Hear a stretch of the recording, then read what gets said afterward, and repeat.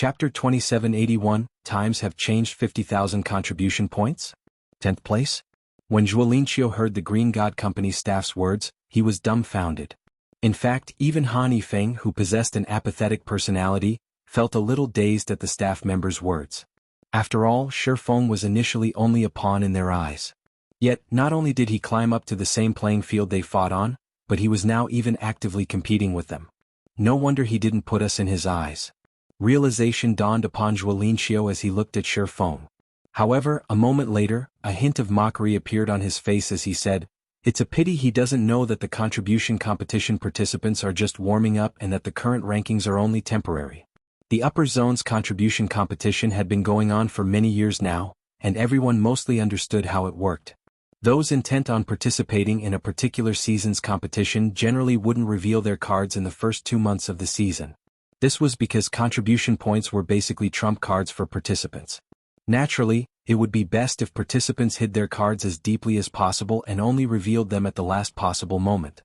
Only then could these trump cards play a vital role.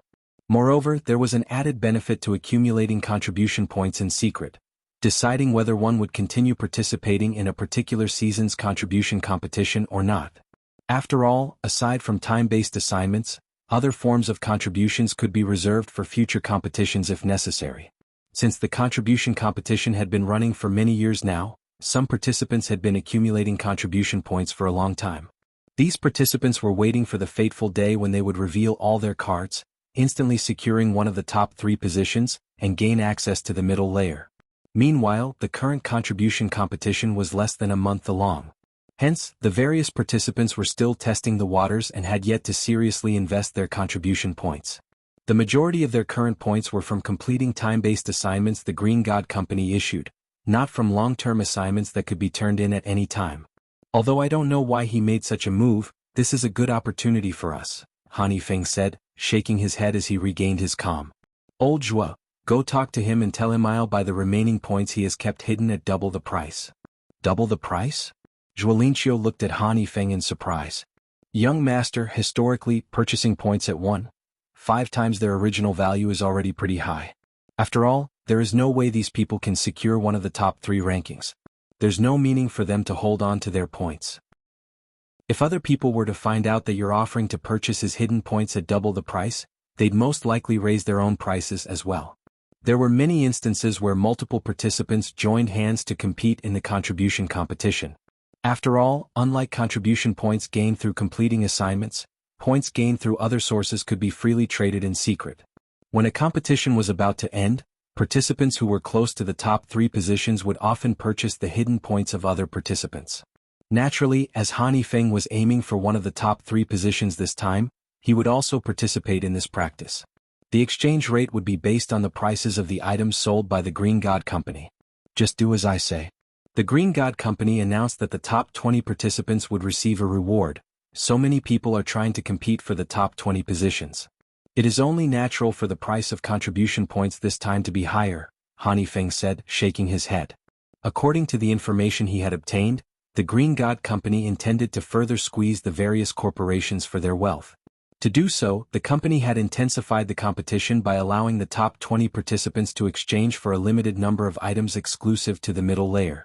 Once this information spread, the price of contribution points would definitely increase.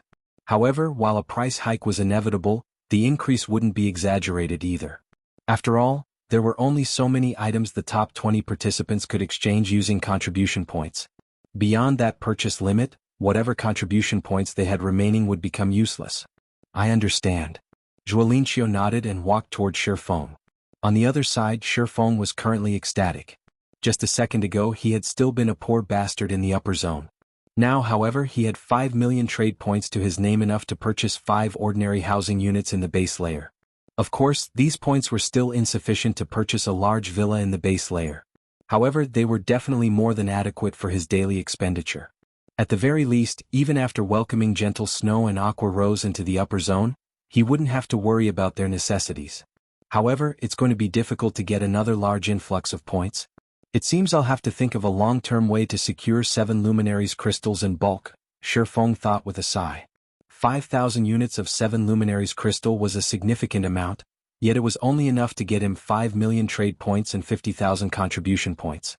With just this many trade points and contribution points, let alone catching up with the top 3 rankers of the competition, he probably couldn't afford anything from the middle layer. However, for his present self, obtaining more 7 luminaries crystals wasn't much of a challenge. After all, he was currently in the ancient god's domain. The resources available in the ancient era were far more abundant than in the modern era.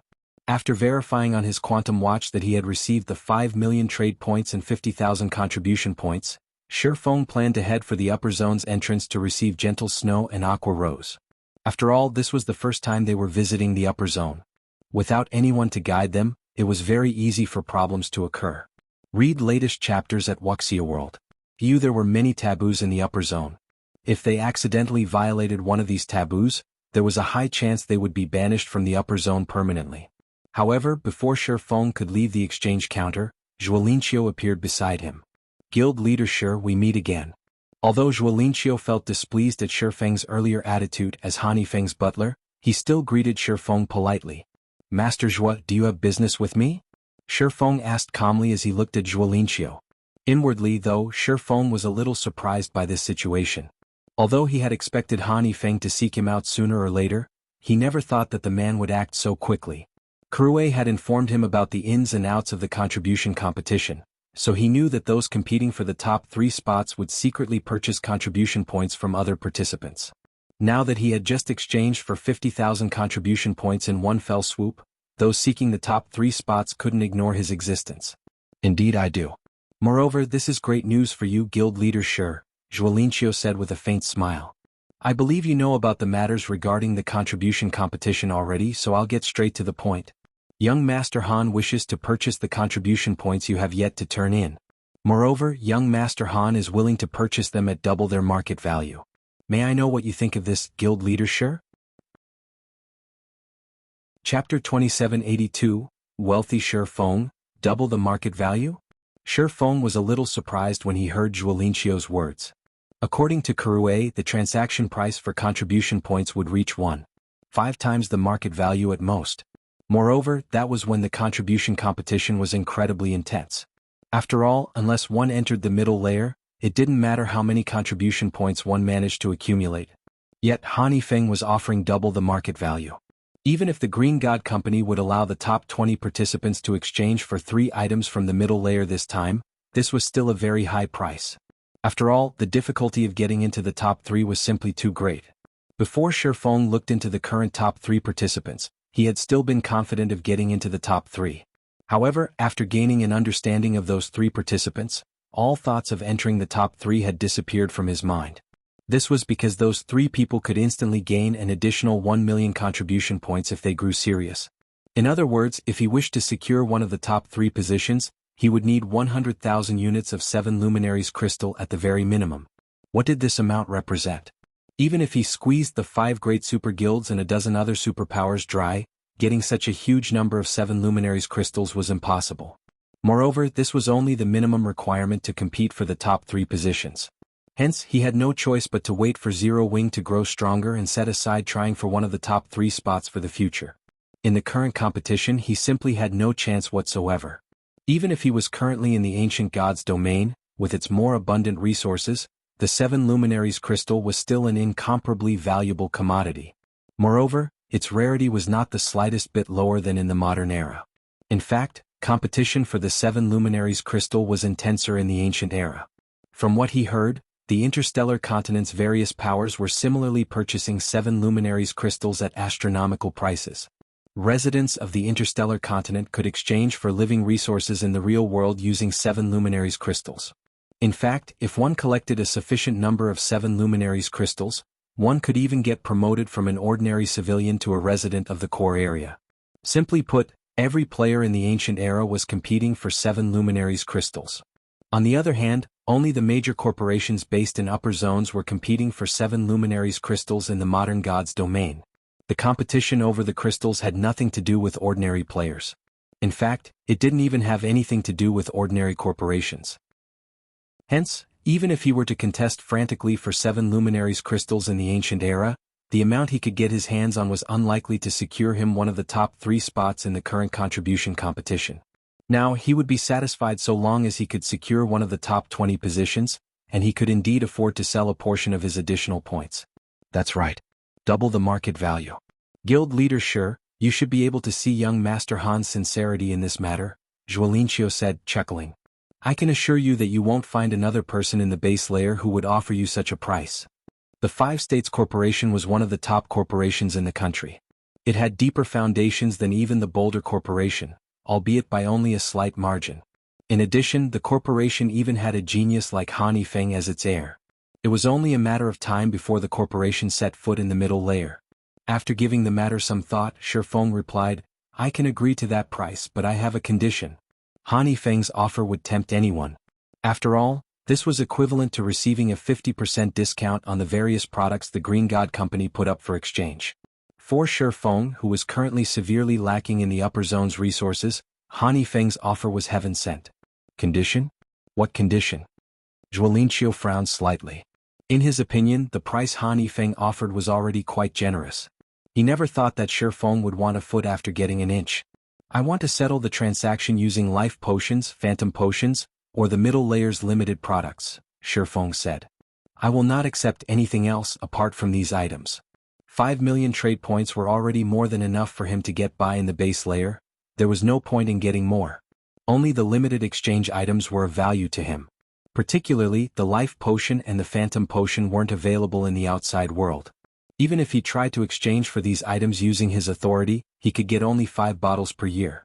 This amount wasn't even enough for his own use, much less sharing it with other people. This condition is too much. You should know that those items can't be bought even with a large number of trade points and contribution points. Zhuolinqiu flatly refused Feng's condition.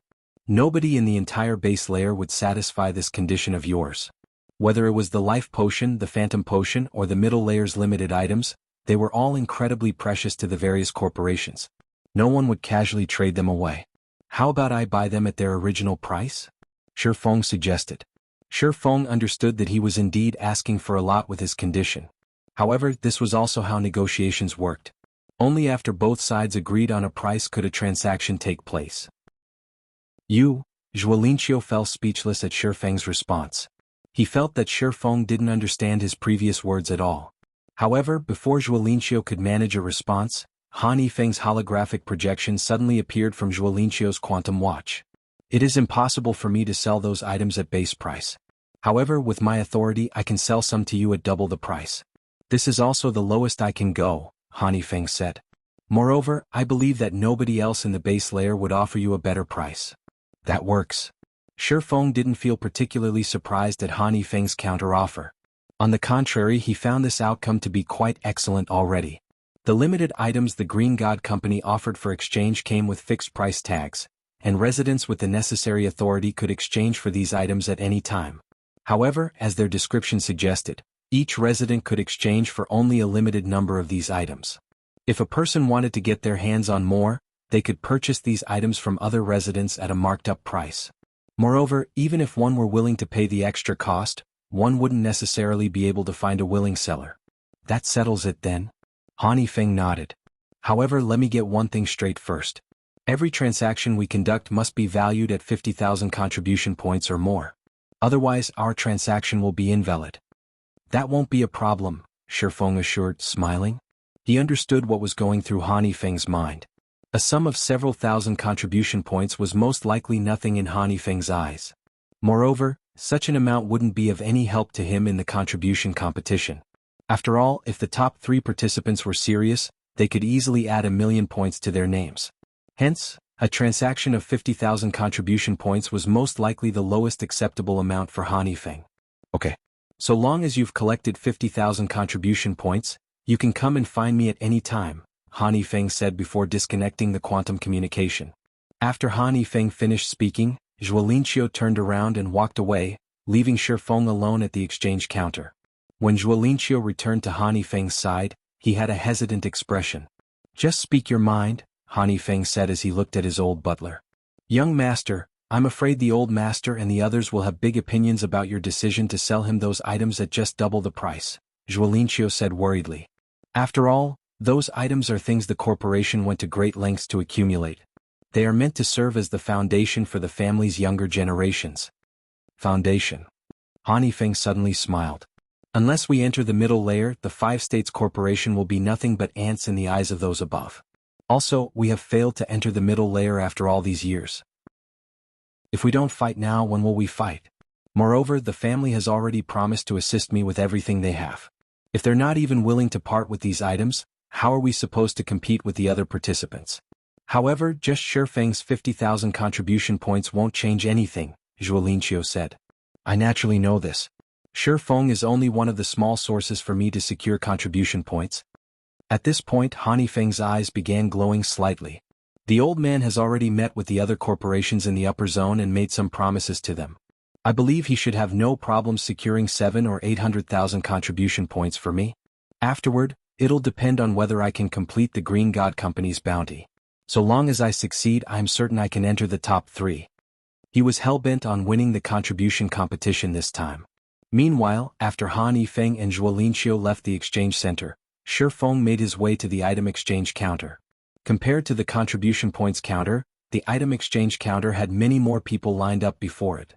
After waiting in line for around 15 minutes, Feng exchanged for 5 phantom potions and 5 life potions, as well as 5 strengthening potions, which cost the same as the phantom potions and life potions.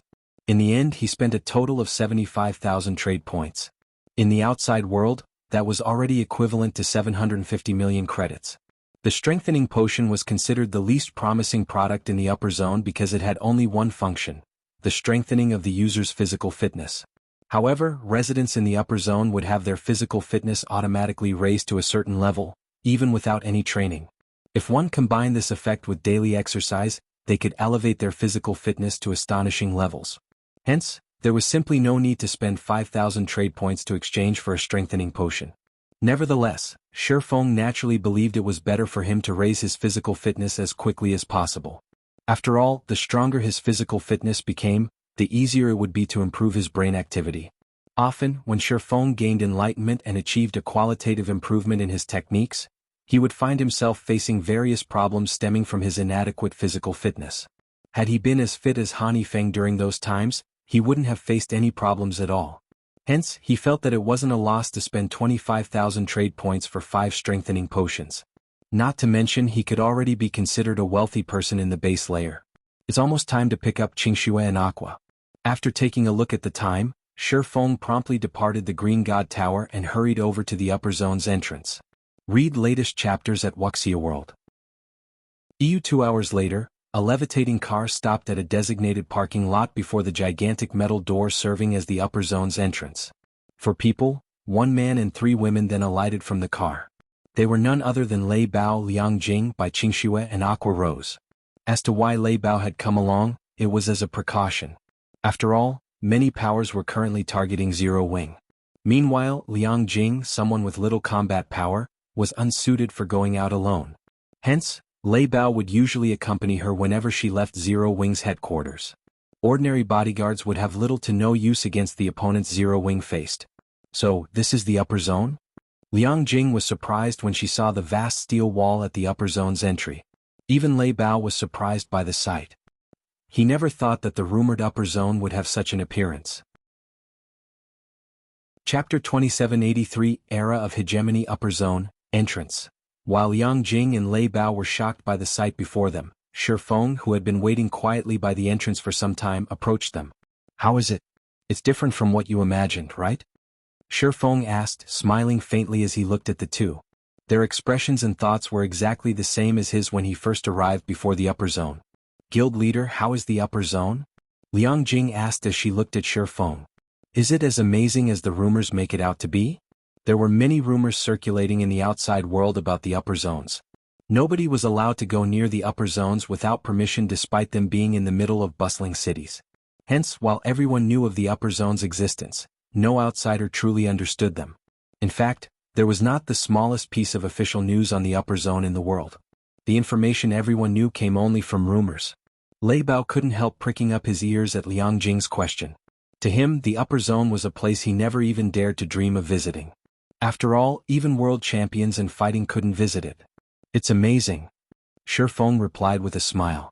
It's even more amazing than the rumors make it out to be. The people inside can constantly grow stronger physically without doing any training. So, is it true that even world champion level fighters are not a big deal in the upper zone? Lei Bao asked when he heard Feng's words.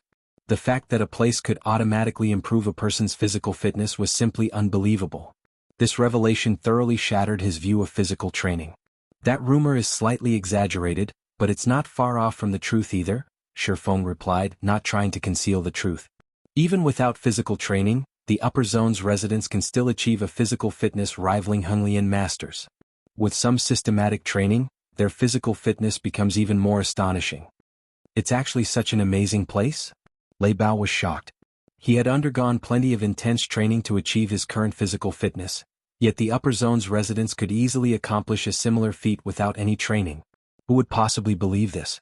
However, Lei Bao knew that Feng wouldn't lie to him, so this inflicted an even greater shock. All of a sudden, Lei Bao felt as if he had lived his life for nothing. He felt as if all his previous efforts were nothing but a joke. Master Lei Bao, no need to be discouraged. Looking at Lei Bao, who suddenly grew disheartened, Feng said, Zero Wing will also develop in the upper zone in the future. At that time, it won't be just Qingxue, Aqua and myself who can enter this place. I will let many more people join us. Just like those international corporations, we will treat the upper zone as our headquarters. Although Feng did not speak loudly, both Lei Bao and Liang Jing gasped involuntarily at his words. At the same time, a hint of anticipation and excitement flashed in their eyes. If anyone else had made this statement, they would have most likely treated it as a joke. However, Feng was someone who constantly worked miracles, having single-handedly developed Zero Wing to its current scale. Moreover, he never did anything he was not confident of succeeding in. His declaration meant that he had some way to achieve this goal. Zero Wing will also develop in the upper zone in the future? Liang Jing couldn't help growing excited when she looked at the distant steel wall. If Zero Wing really accomplished this feat, it would truly become a powerful existence. At that time, even ordinary superpowers would be a joke to the guild. Lei Bao clenched his fists in excitement and anticipation. He felt that his decision to join Zero Wing was the wisest choice he had made in his life. These 3 bottles here are strengthening potions. Liang Jing, take 2 back and give them to Fire and Violet, Feng said as he took out 3 strengthening potions and handed 2 to Liang Jing. He then turned to Lei Bao and said, Master Lei Bao, you take 1 as well. I believe that you should be able to go a step further with this strengthening potion. Fire Dance and Violet Cloud normally train their physical bodies very seriously. The 2 of them also possessed incredible talent in this regard. Unfortunately, due to insufficient resources, their improvements had been gradual. With the strengthening potion's assistance, their development would no longer be hindered. As for Lei Bao, he also possessed excellent talent. Unfortunately, as he had always been a lone wolf, he never managed to get his hands on any resources and could only rely on hard work. However, he had reached the point where he couldn't improve further through hard work alone. Although Feng had previously given Lei Bao several bottles of S-rank nutrient fluids, which allowed him to improve his physical fitness significantly, it was evident that S-rank nutrient fluids alone couldn't fully bring out Lei Bao's potential. However, with the strengthening potion, Lei Bao might be able to go a step further and become a half-step Henglian Grandmaster. Meanwhile, if Lei Bao succeeded, then Zero Wing would gain an additional layer of protection. Thank you, guild leader. I won't disappoint you. Lei Bao's eyes shone with gratitude as he looked at Feng. He had heard of the strengthening potion before. This thing was basically treated as a divine item in the fighting industry. Just 1 bottle could allow a person's physical fitness to undergo a qualitative transformation. Unfortunately, the medicine was incredibly rare, much rarer than even the life potion. According to rumors, even Grandmaster martial artists had difficulty getting their hands on a bottle. In fact, some Grandmasters would even put their lives on the line just to get their hands on it. Yet Feng not only took out 3 bottles but even gave him 1. How could Lei Bao not grow excited in this situation? With this strengthening potion, he was confident that even if he couldn't become a Henglian Grandmaster, he could at least reach a level where he could contend with neutralizing Grandmasters. By the way, guild leader, more and more NPCs are appearing in God's domain. As a result, some superpowers have designs on the secret Covenant Tower. In fact, they've already clashed with us over a dozen times outside Sky Spring City. Currently, both sides have lost over 1,000 Tier 3 players, Liang Jing said suddenly. Fortunately, Vice Guild Leader Illusory Words and Vice Guild Leader Unyielding Heart returned in time to preside over the situation. Otherwise, the consequences would have been unimaginable. However, the two of them believe that if this situation continues, their two guilds are unlikely to hold back the various superpowers for very long. Moreover, some small guilds have already begun disbanding due to the NPC population pressure. Many new NPC forces have also emerged in the various NPC cities, and these NPC forces are constantly harassing the local guilds and pose a headache even for the various superpowers. Hence, the various superpowers are all trying to enter the secret Covenant Tower, which doesn't have NPC intervention. Moreover, I'm afraid that they will only grow more desperate as the NPC forces scale up their harassment. Feng frowned upon hearing Liang Jing's report on God's domains and the secret Covenant Tower's present situation.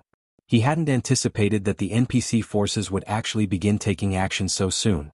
Moreover, with the NPC forces now taking action, the main continent of God's domain would enter an era where hundreds of countries fought for hegemony. To survive the upcoming chaos, the various superpowers would probably do everything they could to secure the sacred leveling ground known as the secret Covenant Tower. I understand.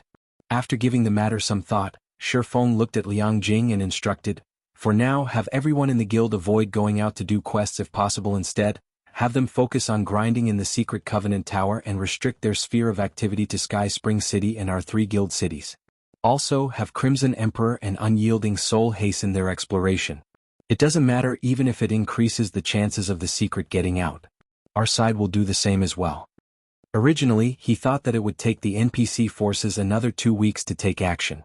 However, contrary to his expectations, the NPC forces had evidently completed their investigations already and made a move. Once begun, the NPC forces' harassment would only escalate as time passed. It wouldn't be long before members of player forces would get attacked if they left the confines of towns and cities. Given enough time, NPC forces would even start launching attacks on guild towns and cities, forcing the various guilds to abandon their guild towns and cities. This, in turn, would cripple the guild's income and force them to disband. "Okay. I'll contact them once I return." Liang Jing nodded. Feng gave Liang Jing a few more instructions, such as secretly collecting the basic materials needed to construct the small mobile fortress, then brought Gentle Snow and Aqua Rose into the upper zone. As for Liang Jing and Lei Bao, after looking at the 3 of them enviously for a moment, they promptly left in the levitating car. In the upper zone, Gentle Snow and Aqua Rose's condition immediately saw slight improvements. Now they no longer looked as cold and indifferent as before. The degree of mental deterioration they suffered also declined significantly. After they consumed the luxury set meals, which Feng bought for 300 trade points each, their mental states even showed signs of stabilizing. They also no longer appeared indifferent to everything around them. At the very least, they display some interest in the upper zone's matters. Occasionally they even took the initiative to say a few words. Seeing the two's condition stabilizing, Feng breathed out a sigh of relief. Read latest chapters at Wuxia World. The environment here should sustain the 2 of them for a long time. The next step is to figure out a way to consolidate my standing within the top 20. After seeing Gentle Snow and Aqua Rose enter their respective fearless cabins, Feng started planning how to earn 7 Luminaries crystals in God's domain. Although he was currently ranked 10th in the contribution competition, the other participants had yet to take things seriously. Meanwhile, the competition's top 20 participants being able to exchange for 3 items from the middle layer presented a huge opportunity for the various corporations. They would definitely do everything they could to enter the top 20. If he wished to secure his position within the top 20, he would need 200,000 contribution points at the very least, and possibly more if the competition was intense. After all, the various corporations had been operating in the upper zone for a long time now. The wealth they had accumulated wasn't something he could hope to rival. In other words, he was still short of 15,000 units of 7 Luminaries crystals right now. This was an astronomical number even for the 5 great super guilds. Afterward, Feng drank a strengthening potion and life potion before lying down in the fearless cabin in his bedroom. Log in. Chapter 2784, Tier 4 Upper Rank Anti-Magic Mountain Range, Deep Valley. At the Anti-Magic Mountain Range's core area, the mana was scorching hot. Individuals without 300 points in fire resistance would instantly die upon entering Deep Valley. In addition, plenty of level 140 Great Lord ranked monsters occupied this place. Due to the environment, native Lord ranked monsters could exert power on the level of Great Lords, while Great Lord ranked monsters could exhibit combat power at the standard of Grand Lords. Let alone players, even Tier 4 NPCs of the same level wouldn't dare come here. However, a black shadow was currently flying through the flame-filled magma valley with over 100 Great Lord-ranked magma colossi on its tail. All of these magma colossi were over 10 meters tall. When over a century of them ran together, their footsteps shook the valley. The commotion continuously attracted Lord-ranked monsters to join in the chase. Magma Colossus. Elemental creature, Great Lord. Level 140 HP 1,950,000,000. It seems this is the most I can attract in this area. After a glance at the magma colossi and magma golems chasing after him, Feng began chanting an incantation in midair. He had spent over a dozen minutes luring magma colossi. Despite his efforts, the group grew to just a little more than 100. Even the number of Lord-ranked magma golems only hovered around 3,000. When he tried luring more, some of the ones chasing after him would lose interest and return to their original locations. It was evident that the main god system did not want to allow Tier 4 players to slaughter these low-intellect elemental creatures freely. Hence, the system had granted them the instinct to remain in their respective territories.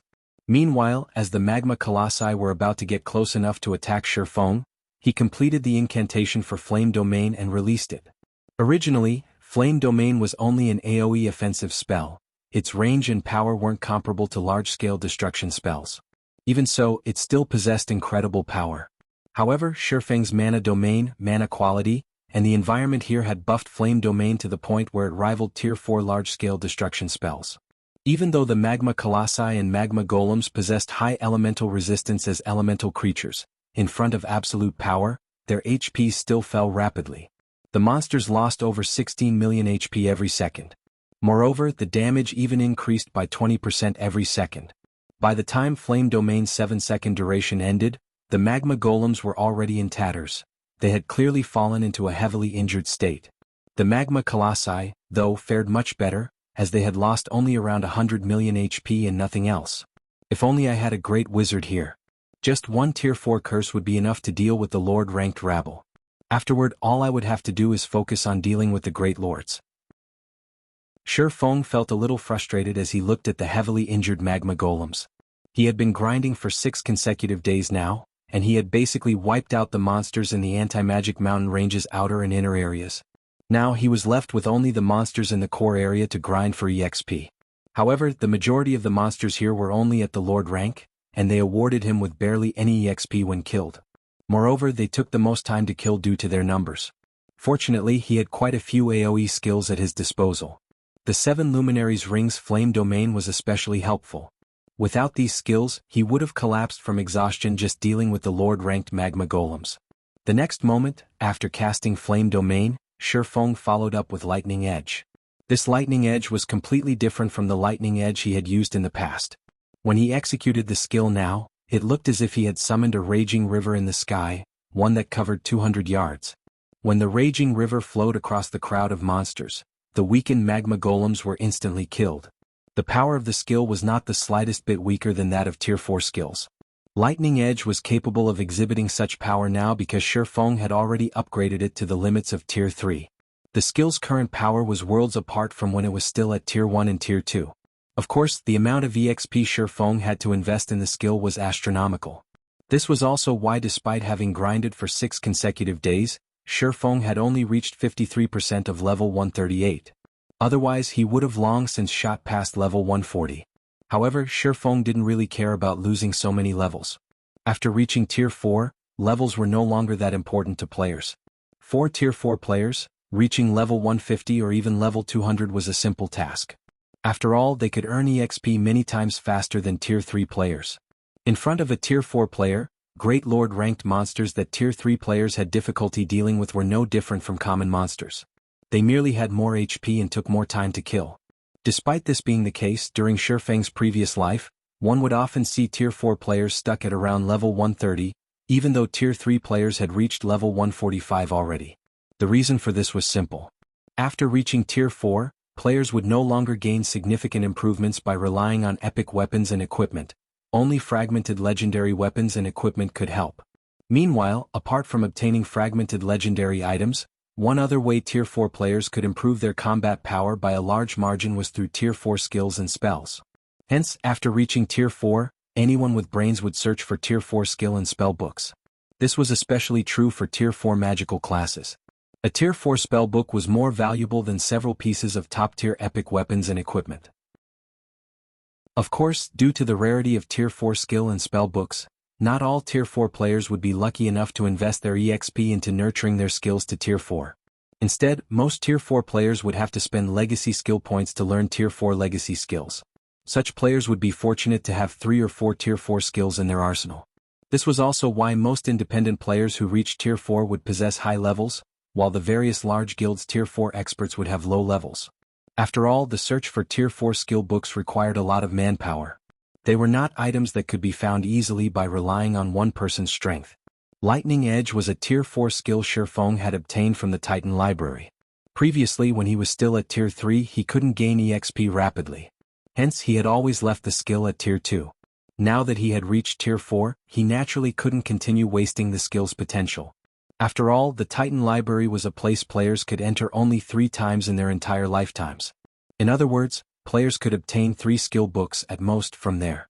Most of the players that had visited the Titan Library had left with Tier 4 skill books because the Tier 5 and Tier 6 skill books were not things ordinary people could obtain.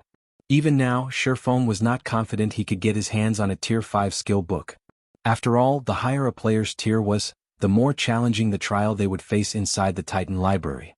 Back then he had managed to reach the library's central area because he was only at Tier 2. If he had visited the Titan Library when he was at Tier 3, he might not have reached the central area. Needless to say, now that he was at Tier 4, his chances of success were even lower. Hence, unless he spent his legacy skill points, he wouldn't be able to learn new Tier 4 skills for the foreseeable future. This fact remained true even though he was currently in the ancient god's domain. Even during the ancient era, Tier 4 skill books were not common goods. Following this, Feng spent around 20 minutes finishing off the remaining magma colossi. After he defeated all of the monsters chasing him, his experience bar had gone up from 53% to 66%. Unfortunately, while these monsters awarded a lot of EXP, it would be some time before they would respawn. Apart from the generous EXP, the core area's monsters also awarded much more lucrative loot. Just killing this group of monsters netted Feng over 500 fire-attributed magic crystals, 4,000 ordinary magic crystals, and plenty of epic materials. As for the rest of the items the monsters dropped, Feng simply chucked them into his bag without checking. After all, it would take him a lot of time to inspect and organize all of the loot. To earn as much EXP as possible, he decided to ignore the items for now and have other people help him inspect the loot after he returned. As he had to admit that the benefits of reaching Tier 4 and grinding in high-level maps ahead of others were truly wonderful, especially in the ancient god's domain. Not only did he not have to worry about competition, but he could also earn resources by the truckload. Since he started grinding in the anti-magic mountain range until now, he had collected over 350,000 standard magic crystals and 43,000 fire-attributed magic crystals. Subsequently, Feng continued clearing out close to half of the magma colossi in the core area. His level had finally reached level 139 as a result. This was a level that even the ancient era's Tier 3 experts wouldn't dream of reaching at this point. With this much EXP, I should be able to upgrade Lightning Edge to Tier 4. After looking at Lightning Edge's skill window, Feng promptly chose to upgrade it to Tier 4. Feng's level dropped from 139 to 136. The skill had instantly devoured 3 levels worth of EXP. What a gluttonous fellow. Thank goodness I leveled up to 139 beforehand. Otherwise, I wouldn't even be at the average level of Tier 4 players right now. Feng smiled bitterly as he looked at his own level. If he hadn't leveled up to level 139, Lightning Edge's upgrade would have taken at least 4 levels worth of EXP, dropping him to level 135 or lower. However, the benefits he gained were correspondingly massive. With Lightning Edge at Tier 4, the skill would finally blossom and reveal its true power. Lightning Edge, Action Type, Tier 4 Upper Rank. When skill completion rate reaches 120%, the skill can exhibit power at the Tier 4 peak rank. Channeling Time, 0. 2 second deals 1200% physical and 1500% lightning damage in a cone in front of the user. Initial coverage range is 500 yards. Duration, 7 seconds cooldown, 10 minutes. Amazing. As expected of a Tier 4 skill from the Titan Library. Feng was astonished when he read Lightning Edge's detailed introduction. It can already exhibit power at the Tier 4 upper rank standard even in its normal state. If I can execute it at 120% completion rate, combined with the skill's range, it is practically comparable to a Tier 4 taboo skill. As a swordsman, most of his skills were single-targeted, a huge limitation when fighting large numbers of monsters. However, Lightning Edge could now make up for this weakness. The only downside was the skill's relatively long cooldown. Even so, it would be more than enough to inflict heavy injuries on monsters and mythic bosses. Just as Feng was planning to continue grinding for levels, he suddenly received a message alert. Read latest chapters at Wuxia World. The sender of the message was Solitary 9, and the message's content was simple. Everyone has left their respective legacy lands already. That's quick of them. Feng smiled when he saw Solitary 9's message. Now that I've resolved the problem of my deficient skills and level, it's time to head back. He activated the 7 Luminaries Ring space movement, teleporting toward Meteorite City. As return scrolls did not exist in the ancient god's domain, players had to rely on their own 2 feet to travel to NPC towns and cities, which was a great inconvenience. If not for him having reached Tier 4, which granted him the ability to fly freely, and the omnipotent 7 Luminaries Ring, returning to Meteorite City would take ages. However, perhaps that was why the Ancient Era's players did not surpass the Modern Era's players by too much in terms of levels despite the Ancient Era's advantages over the Modern Era. 20 minutes later, Feng arrived before Meteorite City's entrance. Just like before, he could still see a ton of people coming and going. Chapter 2785. Differences gradually emerge. Meteorite City, Main Street. As Feng walked through the city's main street, he noticed a visible change in the city's players. The number of Tier 3 experts roaming the main street was around 10% more than before. While this increase didn't seem significant, if one street saw a 10% increase to its Tier 3 traffic, then the other streets should have experienced a similar increase as well. In other words, Meteorite City as a whole had gained a 10% increase to its Tier 3 player population. In the case of Meteorite City, such an increase meant that the city had gained over 100,000 more Tier 3 experts, a number that probably exceeded even the total of the 5 great super guilds' Tier 3 experts. Aside from the Tier 3 player population, another evident change had also occurred to the city's atmosphere. To be precise, an atmosphere of tension and excitement now enveloped the city. Before Feng could start looking into the city's situation, though, he overheard a conversation between several Tier 3 experts in a nearby open-air bar. Crap. My application actually got rejected. I'm a level 131 Tier 3 ranger, for God's sake. Any other adventurer team or guild would be more than happy to welcome me with open arms. Skyflare is simply too arrogant. A tanned, robust youth snarled. A level 132 middle-aged man carrying a round shield shook his head and chuckled at the male youth's complaint. You're not the only one. The number of Tier 3 experts Skyflare is rejecting currently ranges between 700 to 1,000 daily. Less than 10% of those who apply at Skyflare actually get in. Moreover, Skyflare's recruitment criteria are growing stricter by the day. That's right. The present Skyflare is no longer the same as before. It already has 4 Tier 4 experts. Moreover, according to insider information, 2 of them managed to reach Tier 4 thanks to the Crystal of Souls and Soul Water.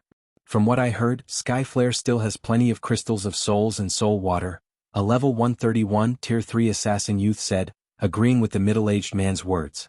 I heard that one of those 2 newly promoted Tier 4 experts relied on only the Soul Water to get promoted, the middle-aged man added.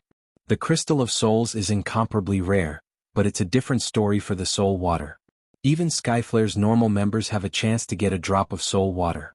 Right now, if you lined up the people trying to join Skyflare, the line would probably extend from one end of the city to the other.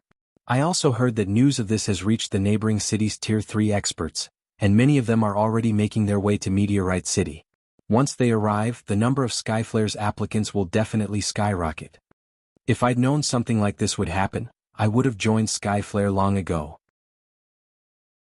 Even if I can't get my hands on a Crystal of Souls, I would still be able to get a drop of Soul Water and maybe get promoted to Tier 4 and live a good life in the civilian area, the assassin youth sighed. The Skyflare Adventurer team had recently raised its recruitment standards. Now, even ordinary Tier 3 experts wouldn't be accepted. At the very least, one needed to be at the Half-Step Refinement Realm Standard or Truth Realm Standard to join. It seems Skyflare has recently developed quite a bit. When Feng overheard the Tier 3 players' conversation, he didn't feel particularly surprised. After all, the Skyflare adventurer team possessed a bunch of peak experts.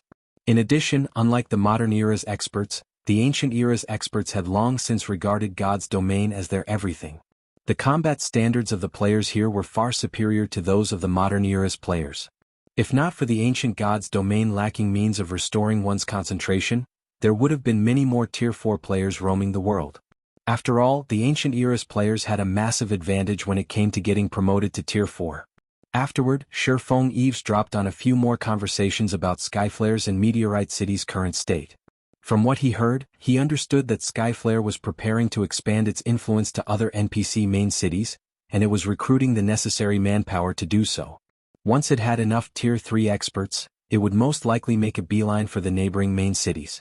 As for the local player forces of those main cities, they would probably have difficulty stopping Skyflare's encroachment. This was welcome news for Feng. After all, the stronger Skyflare became, the easier obtaining all sorts of resources would be. After listening in on a few more conversations and finding no more useful information, Feng went to the Silver Hotel. Silver Hotel, high-end room. When Feng entered the room, he found Lifeless Thorn and the others waiting for him. Of the 5 people in the room, 3 looked elated while 2 looked crestfallen. Feng also noticed that the auras of the 3 had undergone a qualitative transformation. These 3 people were Lifeless Thorn, Solitary 9, and Luo. As the 3 of them did not wear a black cloak to conceal themselves, their Tier 4 life auras were on full display. "Commander, we've let you down," Yenya said in a depressed tone as she watched Feng walk over. Cleansing Whistle, who stood beside Yenya, was also gloomy. It was evident she felt frustrated over her failure to get promoted to Tier 4. No need to be discouraged. Getting promoted to Tier 4 has never been easy. Even peak experts have a high chance of failure, let alone your present selves, Feng said in consolation. Moreover, now that you know where you're lacking, you can spend this time thinking of ways to address your flaws. I believe it won't be long before you too reach Tier 4 as well. Feng didn't feel particularly surprised by Yenya and Cleansing Whistle's failure. In fact, he wouldn't even have found it strange if Lifeless Thorn and Solitary 9 had failed. After all, the Tier 4 promotion quest truly was a difficult hurdle to cross, one players couldn't overcome just by relying on combat standards. It required players to comprehend Tier 4 skills and spells under time constraints. However, there was a massive difference between Tier 3 and Tier 4 skills. Learning a Tier 4 skill to 80% completion rate within a limited period was an incredibly difficult feat. In fact, a large part of the reason why Feng had managed to complete his own promotion quest was his extensive experience, having undergone it several times before. In comparison, Yenya and Cleansing Whistle did not have such experience. Hence, their failure was very normal.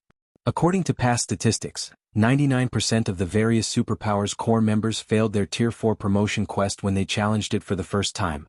Most never reached Tier 4. Those capable of reaching Tier 4 had normally experienced 2 or 3 failures before succeeding, with some even having suffered 5 or 6 failures. Hence, Tier 4 could be considered an invisible barrier that thoroughly distinguished players from each other. It was also because of this invisible barrier that an insurmountable gap had formed between the various superpowers and ordinary powers. Upon hearing Feng's words, Luo nodded subconsciously in agreement, as she had very nearly failed her promotion quest this time. Were it not for the Soul Water's help, she definitely wouldn't have finished learning her Tier 4 spell within the allotted time. "Guild leader, can Whistle and I remain here then?" Yenya asked Feng. Unlike the modern God's domain, players here were not required to search for their legacy land when challenging their Tier 4 promotion quest. They could attempt their promotion so long as they paid the necessary magic crystals. The only problem was that players who failed their promotion quest had to wait 20 natural days before they could challenge it again. This, Feng was at a loss as to how to answer Yenya. "I can't say for certain. I don't mind letting you challenge your promotion quests again 20 days later. However, I honestly don't know whether you can remain here for such a long period." The old man did not say how long they could stay in the ancient God's domain. They also didn't know what would hasten their departure from the ancient era. Of course, they weren't completely without options for leaving. Previously, the old man had said that if they drew the attention of the world of God's domain, they would be repatriated to the modern era. In other words, so long as they did something to make the world notice them, they would quickly be banished. One possibility Feng could think of was raiding the Tier 4 infant dragon themselves, without Angelica Teresa's help. Angelica Teresa was a historical figure in the modern God's domain. If the miracle of her slaying a Tier 4 infant dragon disappeared, the world of God's domain would most likely notice them. If even that didn't work, they could just cause a ruckus in the ancient era, such as killing important NPCs and affecting God's domain's history. The world would definitely notice them then. However, Feng didn't know when they could return to the ancient era again in that case. He also didn't know what kind of effects their actions would have on the world. Is that so? Yenya and Cleansing Whistle couldn't help feeling helpless when they heard Feng's answer. If they returned to the modern God's domain, reaching Tier 4 would become many times more difficult. After all, the task of searching for their Tier 4 legacy land was incredibly challenging afterward. Lifeless Thorn, Solitary 9, and Yuluo shared their experiences learning their respective Tier 4 skills and spells with Yenya and Cleansing Whistle. At the same time, the three of them also sought guidance from Feng regarding the combat methods of Tier 4 players. They were especially keen to learn how to utilize environmental mana in combat. After reaching Tier 4, they finally understood just how massive the gap between Tier 3 and Tier 4 classes was. Particularly, the way they controlled mana was completely different. As the first among them to reach Tier 4, Feng naturally had a better understanding in this regard. After Feng taught Lifeless Thorn's group for half an hour, Skyflare's commander, Lionheart, suddenly contacted him. In the ancient God's domain, if two players were too far away from each other, video calls between them would be impossible. At most, they could only exchange messages. The transmission of messages wasn't instantaneous either. Depending on the distance, the transmission times would also vary. In the aspect of communication, the ancient God's domain was far inferior to the modern God's domain. However, it was this inferiority that made the ancient era feel more like a real world. "Brother Black Flame, you're finally back," Lionheart said, a hearty look appearing on his face when he saw Feng. "May I know when we can meet up?" "We can meet up now. I've already dealt with the matters on my side," Feng replied, smiling. "It just so happens that I need to discuss the previous matter with you." From Lionheart's expression, Feng could tell that the crystals of souls and soul water were of significant help to the Skyflare adventurer team. Otherwise, Lionheart wouldn't have contacted him as soon as he returned. Read latest chapters at Wuxia World. "You okay? Let's meet in the Skyflare Hotel." "I've already prepared everything on my side," Lionheart said, smiling. "I also have a big surprise prepared for you, Brother Black Flame." "No problem. I'll head over now." Feng nodded. He then disconnected the call and turned to Lifeless Thorn and the others. "The three of you should get ready. We'll be heading to the Skyflare Hotel in a moment, and we might begin the operation right away." In response, Lifeless Thorn, Solitary 9, and Yuluo nodded without hesitation. They understood that they were what Feng had been waiting for all this time. Now that they had completed their promotion quests, it was indeed time to take action. As for Yenya and Cleansing Whistle, Feng decided to let the two of them remain in Meteorite City in the hopes that they could avoid the world's detection and challenge their Tier 4 promotion quests again 20 days later. Shortly afterward, Feng's four left the Silver Hotel and made their way to the Skyflare Hotel. Chapter 2786, Foundation vs. Foundation? Meteorite City, Skyflare Hotel. Due to the arrival of Feng's group of four, Skyflare's executives had decided to assemble in full. As a result, the conference room serving as the meeting venue seemed a bit crowded despite being the size of a basketball court. Over 100 Skyflare executives filled the conference room, every one of them at level 133 or above. Even the weakest among those present were at the Refinement Realm and Truth Realm standards. The number of peak experts exceeded 20. If Skyflare operated in the modern God's domain with such a force, it would be considered a top adventurer team that even the various superpowers would be wary of. After all, only the superpowers could match such a force. First-rate guilds wouldn't even dream of accomplishing a similar feat. In addition, among Skyflare's executives, 5 possessed incredibly strong life auras, proof that they had crossed the Tier 4 threshold already. Compared to the rumors floating around the city, Skyflare actually had one more Tier 4 player under its command. Of the 3 newly promoted Tier 4 players, one of them was the female assassin Crimson Billow. The remaining 2 were both vice commanders of Skyflare.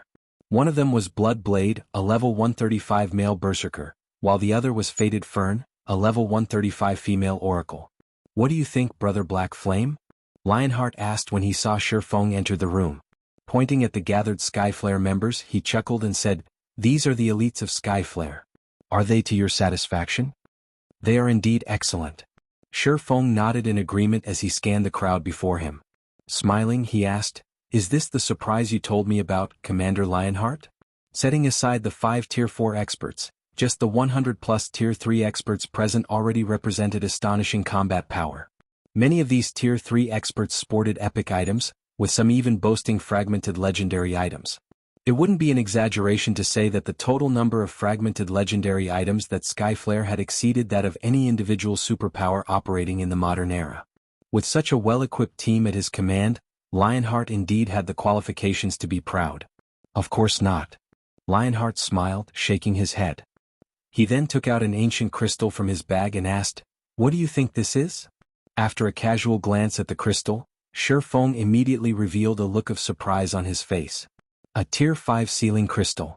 Feng couldn't help doubting his eyes as he took in the dark gray crystal in Lionheart's hand. Tier 5 magic scrolls were incredibly rare in God's domain because Tier 5 skills and spells possessed astonishing power. The requirement for sealing them in a magic scroll was incredibly high.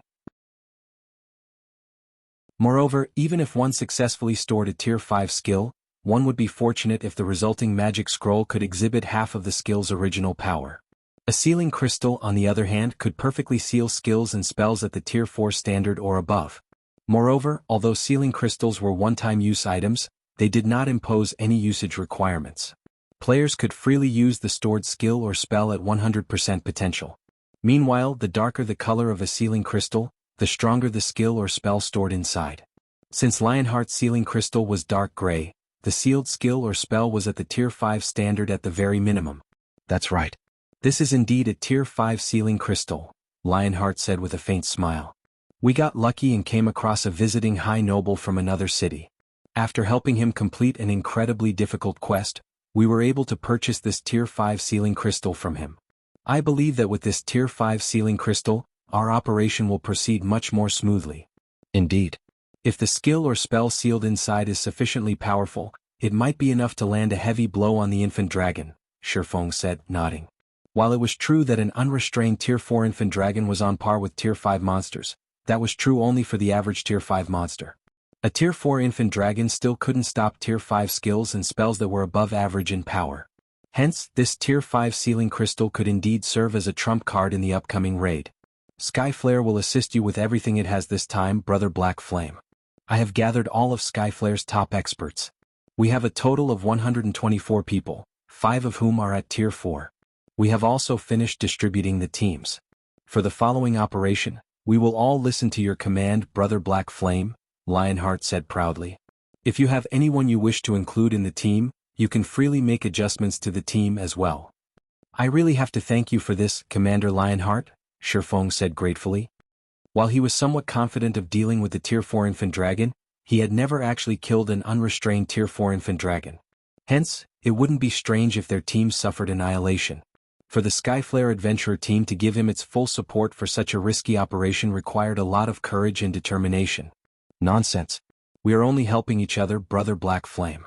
If this operation succeeds, Skyflare will also greatly benefit from it, so how can we not give it our all? Lionheart said. If there are no problems on your side, we can take action at any time. Lionheart understood that their operation this time carried great risks. However, he had decided to go through with it not because he was betting on the low odds of success but to tie Feng to his boat.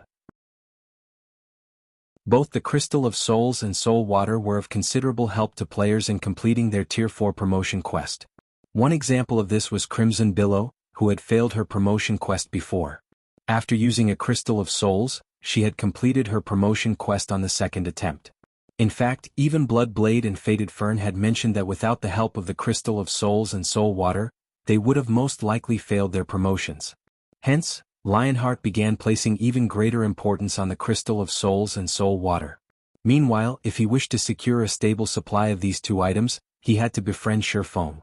As for the infant dragon raid itself, Lionheart didn't really care whether it succeeded or failed. So long as he could tie Feng to his side, he would make a profit. There's no problem on my side. However, we'll need to reorganize the composition of your team as I am going to add 3 people, Feng said. 3 people? Lionheart looked reflexively at the 3 people standing behind Feng.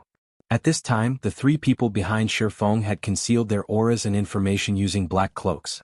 However, based on the appearances they revealed, Lionheart recognized one of them as Yu Luo, whom he had met at the auction house previously. As for the two other people, they should be part of the group that entered Meteorite City with Feng. What surprised Lionheart was that Feng was actually bringing only 3 people for the operation. After all, they were going to raid an infant dragon, a creature known to be invincible against opponents of the same tier. Let alone a team of 100+ Tier 3 experts, even an army of 10,000 Tier 3 experts might not be enough to defeat the infant dragon. Yet, Feng was planning to bring only 3 people to the raid. This is my first time visiting Meteorite City, Feng said, nodding. Sorry for the poor display, Commander Lionheart. Nonsense. Since you wish to adjust the team, we naturally don't have a problem with it, Brother Black Flame, Lionheart said, shaking his head. He then invited Feng to the team and passed the team leader's authority to Feng. Afterward, Feng inspected the team statistics and assigned Skyflare's 5 Tier 5 players to one squadron. As for the Tier 3 players, he divided them across 6 squadrons, with one squadron having 12 healers and the other 5 having none. Upon seeing Feng's team distribution, Skyflare's members were inevitably confused. If their squadrons did not possess a single healer, what would they do when they got damaged? While healers could heal players belonging to different squadrons, placing all of the team's healers in a separate squadron would definitely lower their healing efficiency. Due to positioning issues, the healers wouldn't be able to react immediately if players from other squadrons received damage. However, what Skyflare's members didn't know was that Feng had never thought about the team's Tier 3 players taking damage and losing HP. After all, if a Tier 3 player got hit by a Tier 4 infant dragon, even if it were just a scratch, the player would die without question. There was no need for a healer at all. Everyone in the healer squadron must prepare at least 20 Master Mana Recovery Potions and 20 Master Steel Potions. If you don't have enough, you can go buy them now. I'll pay for them, Feng said as he looked at the 12 Tier 3 healers. At Feng's words, everyone present gasped. A Master Mana Recovery Potion could not only instantly restore a player's mana to full but also increase a player's mana recovery speed by 150% for 3 minutes. With 20 Master Mana Recovery Potions, a healer could last through a battle involving hundreds of thousands of players. A Master Steel Potion was even more extraordinary. At this stage of the game, it was considered a divine life-saving potion. When players consumed the potion, not only would their defense increase by 300%, but their maximum HP would also increase by 1000%. Although the potion only had a 15-second duration, its cooldown was only 60 seconds. If every healer carried 20 Master Steel Potions with them, they would practically be immortal healers so long as their potion stock lasted. Oh, I almost forgot. Every healer must also carry at least 5 magic scrolls holding Tier 3 defensive curses. It would be even better if you have a Tier 4 defensive magic scroll, Feng added. Lionheart felt a little awkward when he heard Feng's words. Brother Black Flame, I don't think there are even 20 or 30 magic scrolls holding Tier 3 defensive curses. I'm afraid it'll be impossible to supply every healer with 5. Is that so? After giving the matter some thought, Feng said, if that's the case, have everyone bring at least one. Afterward, Feng spent the next half an hour reorganizing and re-outfitting the team until he was satisfied. This should be enough. Looking at the items the team members carried, Feng nodded and said, next, we can start making our way over to the dragon. Okay. Lionheart revealed a bright smile when he heard Feng's words. He then turned to Wind Chaser and said, Chaser, go make the necessary preparations quickly. Understood. Wind Chaser nodded, aware of Lionheart's intentions. Their purpose in assisting Feng this time wasn't to raid the Tier 4 infant dragon but to rope him to their side, as well as show him the power of the Skyflare Adventurer team. Preparations? Aren't we setting off right away? Feng asked strangely. Brother Black Flame, you might not be aware of this, but that infant dragon's location is far from Meteorite City. Even if we travel on mounts, it'll take us around 3 days to arrive, Lionheart said. Hence, for the sake of this operation, I contacted the city's high nobles a few days ago to borrow some flying mounts from them. You'll rent flying mounts? Feng was a little surprised. He never thought that Lionheart would help him to such an extent. Beat crossed /beat B means /B, the Ghostfire Hills where the infant dragon had its lair was indeed distant. Even the shortest route there would require them to cross nearly 30 leveling maps, including some level 140 to level 150 maps along the way. Hence, reaching the infant dragon wouldn't be an easy task. In addition, flying mounts were exceedingly rare in the ancient gods' domain for some reason. They were so rare that no player in Meteorite City had gotten their hands on a flying mount even now. Hence, players who wished to travel across long distances quickly would have to rent flying mounts from the city's high nobles. However, to do so, one would first have to raise their favorability with a high noble to the level of respect. Meanwhile, in Meteorite City, the players eligible to rent a flying mount numbered no more than 10. Moreover, the rental cost was a whopping 5,000 magic crystals per day. Most importantly, players could rent flying mounts only 10 times per month at most. Hence, the city's player forces would normally choose to rent flying mounts only for urgent matters. With so many people participating in the operation this time, Skyflare would have to rent at least 7 flying mounts. In other words, Skyflare would use up 7 of its monthly rental opportunities. That's right. With the flying mounts, we'll need only half a day to reach the Ghostfire Hills, Lionheart said delightedly. Read latest chapters at Wuxia World. EU. In the entire Meteorite City, he was most likely the only person who would dare make such a generous move. However, Feng shook his head in response and said calmly, "There's no need to rent flying mounts from those high nobles. You'll be wasting your rental opportunities. We can just fly there right away." Fly there right away? Lionheart parroted Feng's words in confusion. MHM. Feng nodded. Smiling, he said, "I have a flying tool so we can fly there right away. There's no need for you to trouble yourself." After saying so, Feng led Lionheart and the others to the Skyflare Hotel's rooftop. Skyflare's bewildered members followed after Feng, trying to figure out what kind of means Feng had that could fly their whole team to the Ghostfire Hills. After all, their team had over 120 people. It would take 7 flying mounts just to transport their whole team simultaneously. However, as Skyflare's executives were whispering among themselves, Feng opened the lid of a pouch hanging at his waist. The next moment, a metallic behemoth over 100 meters in length emerged from the pouch, thoroughly blocking out the sky above everyone. Chapter 2787, Unfathomable Black Flame, a flying ship? How is this possible? Skyflare's members gaped in shock as they looked at the Crimson Dragon flying ship in the sky, unable to get their minds around this scenario. This must be an illusion. Bloodblade declared, his eyes filled with disbelief. This must be fake. How can a flying ship appear in the hands of a player? In an era where players didn't possess even flying mounts, a flying ship was basically an item of legends.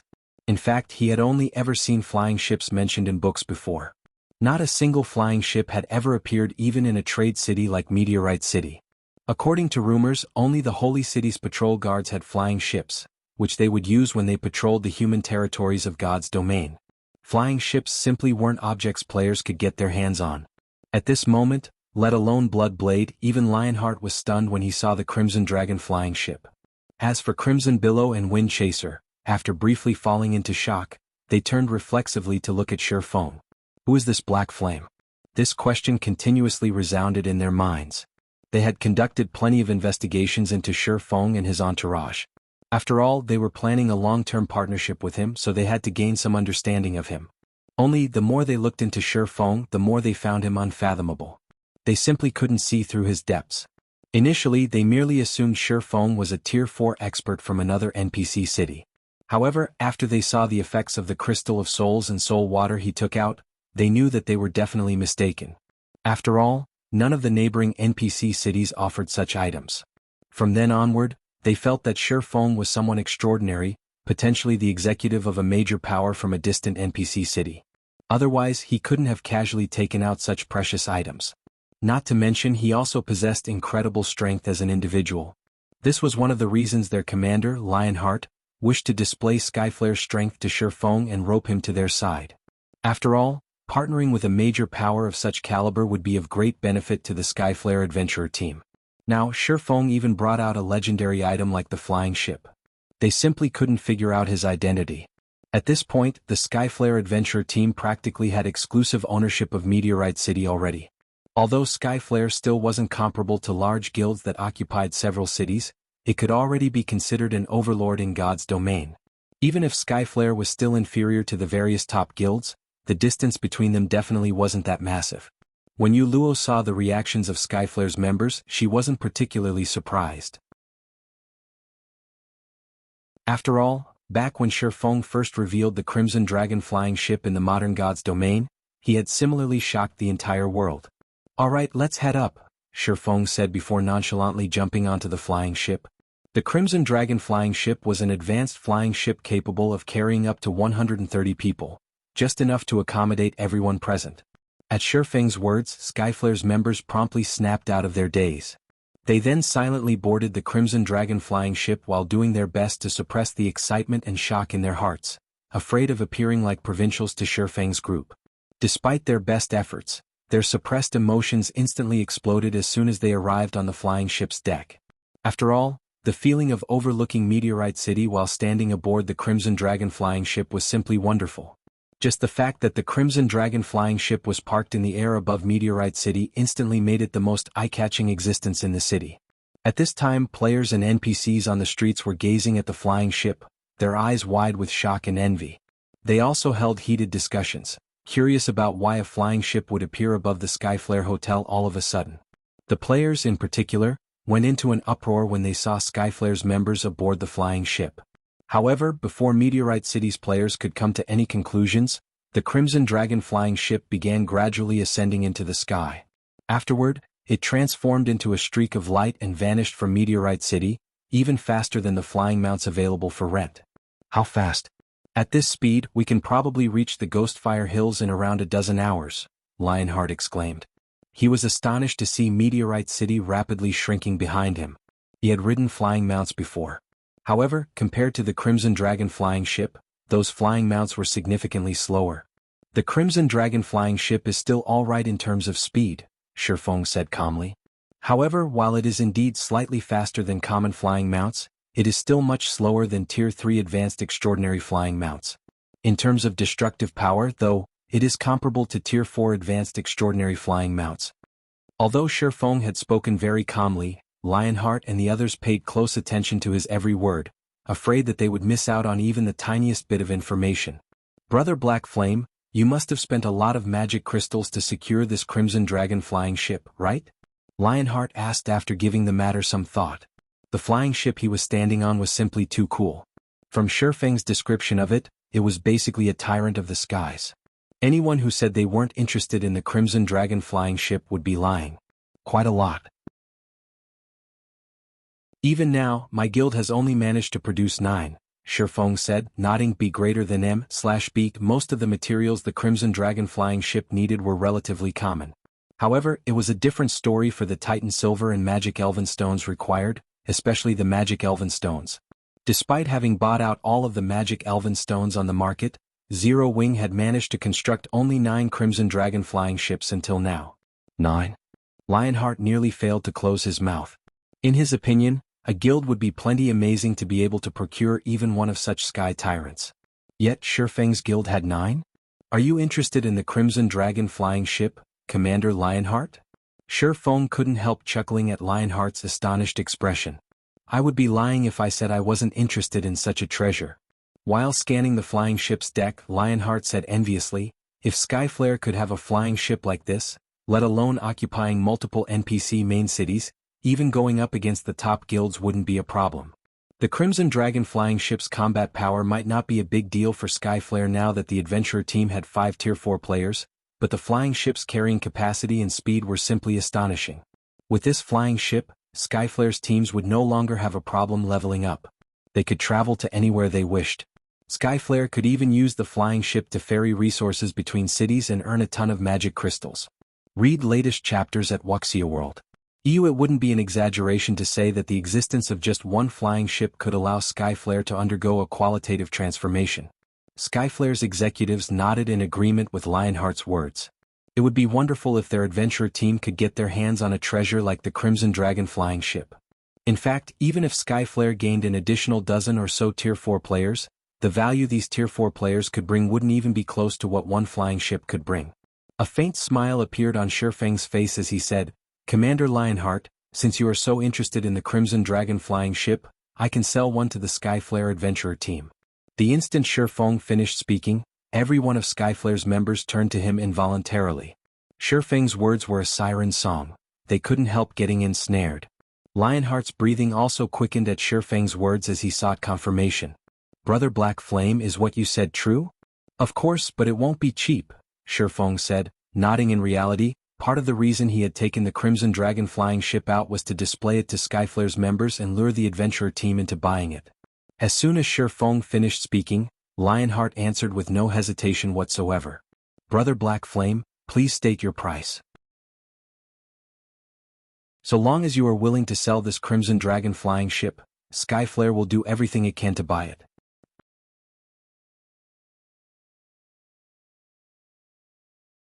Chapter 2788, Illusory Flames. While Lionheart agreed enthusiastically to Feng's offer, Yuluo looked at Feng in surprise. She never thought that Feng would actually be willing to sell the Crimson Dragon flying ship. In the modern god's domain, Zero Wing was the sole guild to own flying ships. Many superpowers wished to purchase one from Zero Wing, yet Zero Wing had rejected all offers. Of course, everyone could also understand that decision. After all, Zero Wing could reap more advantages by monopolizing the flying ship than selling it. If news got out that Feng was selling a Crimson Dragon flying ship to the Skyflare adventurer team, the various superpowers operating in the modern era would definitely die of envy. However, what Yuluo wasn't aware of was that Feng had decided to sell Skyflare a flying ship because matters of the ancient era wouldn't influence the modern era. It was challenging for players of the modern era to visit the ancient era. And even if they managed to travel to the ancient era by luck, they wouldn't be able to stay for long. The number of players that could travel to the ancient era wouldn't be significant either. Likewise, the ancient era's players would have a tough time visiting the modern era. It was unlikely for the two worlds to have any major interaction with each other at this point. To put it simply, even if he sold a Crimson Dragon flying ship to the Skyflare adventurer team, Skyflare wouldn't affect Zero Wing's advantages in the modern era. Hence, he could trade some precious items to Skyflare without worry. Moreover, if Skyflare grew stronger in the ancient era, the adventurer team would also have an easier time collecting the ancient era's various resources for him. After all, he had neither the time nor the strength to establish his own force in the ancient era. In that case, relying on the local powers to secure resources was the next best option. Most importantly, the fewer the people that knew of the secret between the two worlds, the better. Otherwise, be it in the ancient god's domain or modern god's domain, he shouldn't think of living a peaceful life. Commander Lionheart, if you wish to purchase the flying ship, it will cost you 10,000 Titan silver ingots, 1,000 magic elven stones, and 1,007 luminaries crystals. Feng stated his price directly. For the time being, he could already secure more than enough magic crystals through exchanging the crystals of souls and soul water. Compared to magic crystals, he prioritized obtaining materials that were rare in the modern god's domain and 7 luminaries crystals. BC rare/B. Moreover, trying to obtain these rare materials with the crystal of souls and soul water would be difficult since crystals of souls and soul water were non-essentials. After all, they merely increase players' chances of completing their Tier 4 promotion quest by a little. More precisely, the crystal of souls and soul water merely helped players complete their Tier 4 promotion quests ahead of time. In the case of players who never had a chance to complete their Tier 4 promotion quest to begin with, the items would be useless. This point was something anyone who had used the two items would know. Hence, while the various powers could accept using magic crystals, which were abundant, to exchange for crystals of souls and soul water, they would think twice if the requested currency was a strategic or rare material. After all, collecting these materials wasn't an easy task, and they were necessary for many applications. These materials basically served as the foundation of the various powers. That much. Lionheart frowned automatically when he heard Feng's price. Although he had known that the Crimson Dragon flying ship wouldn't be cheap, he never expected such a steep price. Titan silver and magic elven stone were precious resources essential to the construction of many buildings and the production of important items. As for the 7 luminaries crystal, it was something all players and powers coveted. The Skyflare adventurer team had gone to great lengths and sacrificed many experts to occupy a small area that generated 7 luminaries crystals. Moreover, Skyflare still had to station over 1,000 Tier 3 experts there to guard the area at all times. Meanwhile, the price of 1,007 luminaries crystals would basically zero out Skyflare's stockpile. Upon seeing Lionheart's reaction, Feng said unhurriedly, "Of course, this is only the first option, Commander Lionheart. You can also consider going with the second option, which is to let me invest in Skyflare and give me 5% of Skyflare's income in the future." 5%. Lionheart pondered Feng's offer carefully. Honestly speaking, 5% of the current Skyflare Adventurer team's income wasn't a significant amount. However, the story would change when Skyflare grew stronger. In the long run, the income Skyflare lost would definitely far exceed the price of Feng's first offer. "Commander, my suggestion is to go with the first option," Windchaser whispered as he looked at Lionheart agonizing over Feng's offer. "Although we'll be broke for some time after buying the flying ship, Skyflare's value will far exceed those resources in the future." Now that Skyflare already had 5 Tier 4 players, its future was promising. Giving away part of its income for just one flying ship was unnecessary. The other Skyflare executives also looked toward Lionheart, their eyes clearly conveying agreement with Windchaser. Taking a deep breath, Lionheart looked at Feng and said, "Brother Black Flame, I chose the first trading option. Once this operation is over, we can conduct the transaction in Meteorite City. However, the amount of materials you need is too significant. While we have enough 7 Luminaries crystals, I can't say the same for the Titan Silver and Magic Elven stones. I don't think we can meet your demands even if we take out Meteorite City's stockpile. We can, at most, fulfill 50% of your required amount. May I know if we can make up for the remaining amount using 100 top-tier epic weapons and equipment?"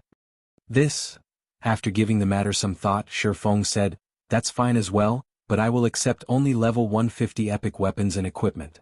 In Meteorite City, the total value of 5,000 Titan Silver ingots and 500 Magic Elven stones was equivalent to 80 top-tier epic weapons and equipment at most. Moreover, acquiring so many top-tier epic weapons and equipment wouldn't necessarily be possible.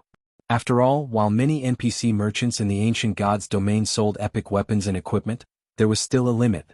This was especially true for top-tier epic weapons and equipment. Their rarity in the ancient era was not the slightest bit lower than in the modern era. Often, acquiring these items meant raiding mythic bosses and even superior mythic bosses. Bosses of such caliber were incredibly limited, and one would be fortunate to find even 20 of such bosses within Meteorite City's vicinity each week. Moreover, even if Skyflare now had many Tier 4 experts, raiding superior mythic bosses still carried great risks. Lionheart's offer of 100 top-tier epic weapons and equipment to make up for the difference was definitely favorable for Feng. Feng understood Lionheart's reason for doing so. In fact, if he were in Lionheart's shoes, he would go with such an option too. After all, the risks that came with giving away Skyflare's shares were massive. However, Feng didn't really mind Lionheart's choice either, since his initial goal was to obtain a large amount of Titan Silver, Magic Elven stones and 7 Luminaries crystals. The second option wasn't actually a good option for him. After all, the number of times he could enter the Ancient Gods domain was limited. 40 Wing, which was currently in dire need of resources, such a long-term investment wasn't desirable. This outcome was undoubtedly the best for Feng. Moreover, exchanging half of the required Titan Silver and Magic Elven stones into top-tier epic weapons and equipment was also a good deal for him. After all, the current Zero Wing hardly had any level 150 epic weapons and equipment. With these top-tier epic weapons and equipment, Zero Wing's executives would also have an easier time completing their Tier 4 promotion quests. "That won't be a problem." Lionheart nodded. Simultaneously, he revealed a bitter smile. For the sake of purchasing one Crimson Dragon flying ship, he had basically emptied out Skyflare's coffers.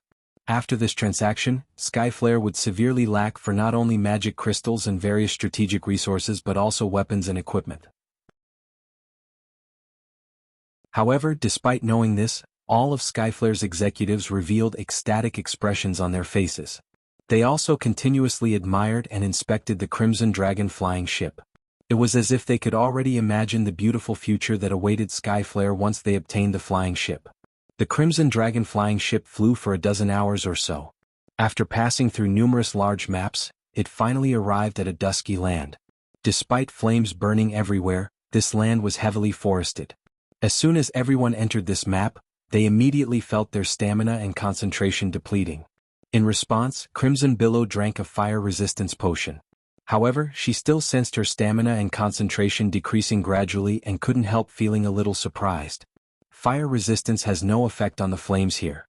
At this rate, I'm afraid we'll run out of stamina and die if we stay here for more than a dozen hours. Normally, an increase in a person's fire resistance would allow them to counter all debuffs from fire.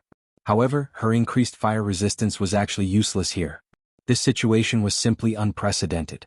B greater than E/B, it seems that we'll have to move quickly. While sensing the changes in his own body, Wind Chaser said, "Otherwise, we'll probably be annihilated before we can kill that Tier 4 infant dragon." Nodding, Feng promptly commanded, "All Tier 3s will remain on the flying ship, while Tier 4s spread out and search for the infant dragon. Once you locate the infant dragon, report back immediately." As soon as Feng finished speaking, Skyflare's 5 Tier 4 players promptly floated up, ready to start looking for the Tier 4 infant dragon. Meanwhile, Lifeless Thorn, Solitary 9, and Yuluo, who had been concealing their auras with their black cloaks all this time, also gradually rose into the air, the sight attracting the attention of Skyflare's executives. "They're Tier 4s too?" Crimson Billow was shocked as she looked at Lifeless Thorn's group of 3. Although Feng had already surprised her plenty of times, she still found it astonishing that the 3 players who had tagged along with Feng were also Tier 4 players. After all, Tier 4 players were still rare in the entire God's domain. On average, a main city would only have 1 or 2 Tier 4 players. Yet, it was revealed that not only Feng but even the people following him were Tier 4 players. Read latest chapters at Wuxia World. Since when were Tier 4 players as common as cabbages? It seems Black Flame has far more secrets than we think. Fortunately, we chose to partner with him. I really don't want to imagine what would have happened had we chosen to make an enemy out of him, Wind Chaser said, smiling bitterly. Yuluo aside, Lifeless Thorn and Solitary 9 were part of the group that entered Meteorite City with Feng. Now that 3 out of the group of 5 were confirmed to be Tier 4 players, it wouldn't be strange that the other 2 players were hidden Tier 4s as well. To think that we were actually planning to use force if negotiations failed? In retrospect, Wind Chaser found their thoughts laughable. Subsequently, after Feng's group of 9 searched for about half an hour, Crimson Billow's voice suddenly appeared in the team chat. "I found the infant dragon. It's resting inside a cave in the southwest valley."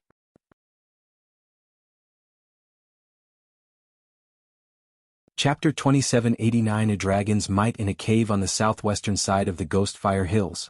After Crimson Billow sent the infant dragon's coordinates, Feng had quickly gathered everyone. Now all 128 members of the team were sneaking deeper into the cave. The flames seemed to be getting stronger and stronger, Yuluo said worriedly when she sensed her stamina and concentration depleting at a quicker rate. Moreover, the burning sensation is also growing stronger the deeper we go. At this rate, I'm afraid the burning sensation will grow so strong that we won't be able to focus during the battle. Indeed. The burning sensation here is getting worse. Wind Chaser nodded in agreement. Under this burning sensation, I'm afraid ordinary Refinement Realm experts won't be able to exhibit combat standards at the Refinement Realm. Previously, the illusory flames merely ate at his stamina and concentration. However, he now felt as if his whole body was scorching.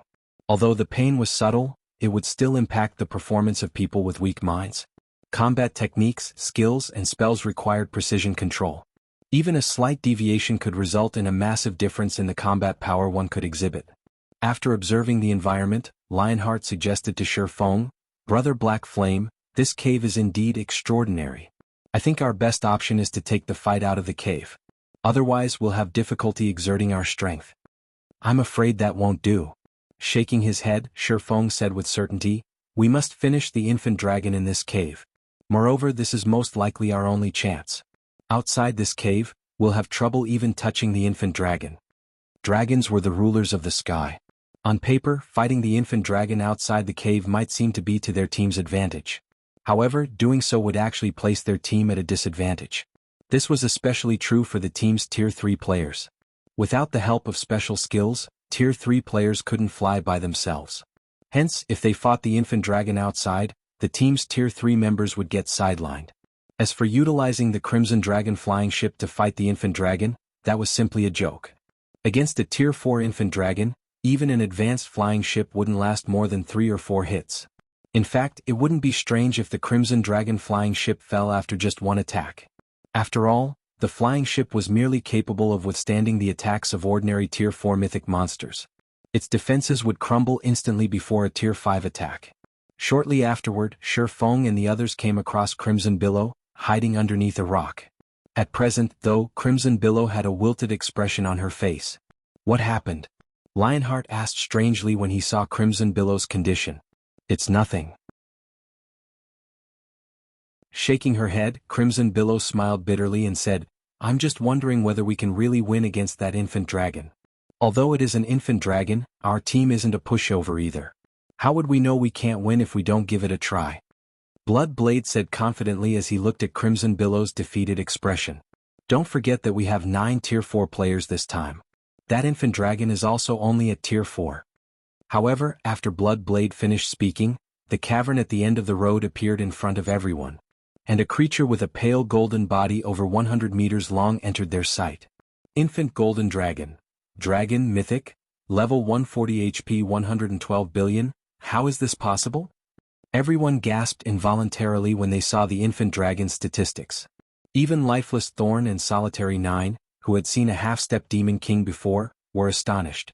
The infant golden dragon's stifling aura aside, just its HP of 112 billion was already plenty mind-boggling. With 112 billion HP, the infant dragon would recover 24 billion HP every 5 seconds, or roughly 400 million HP every second.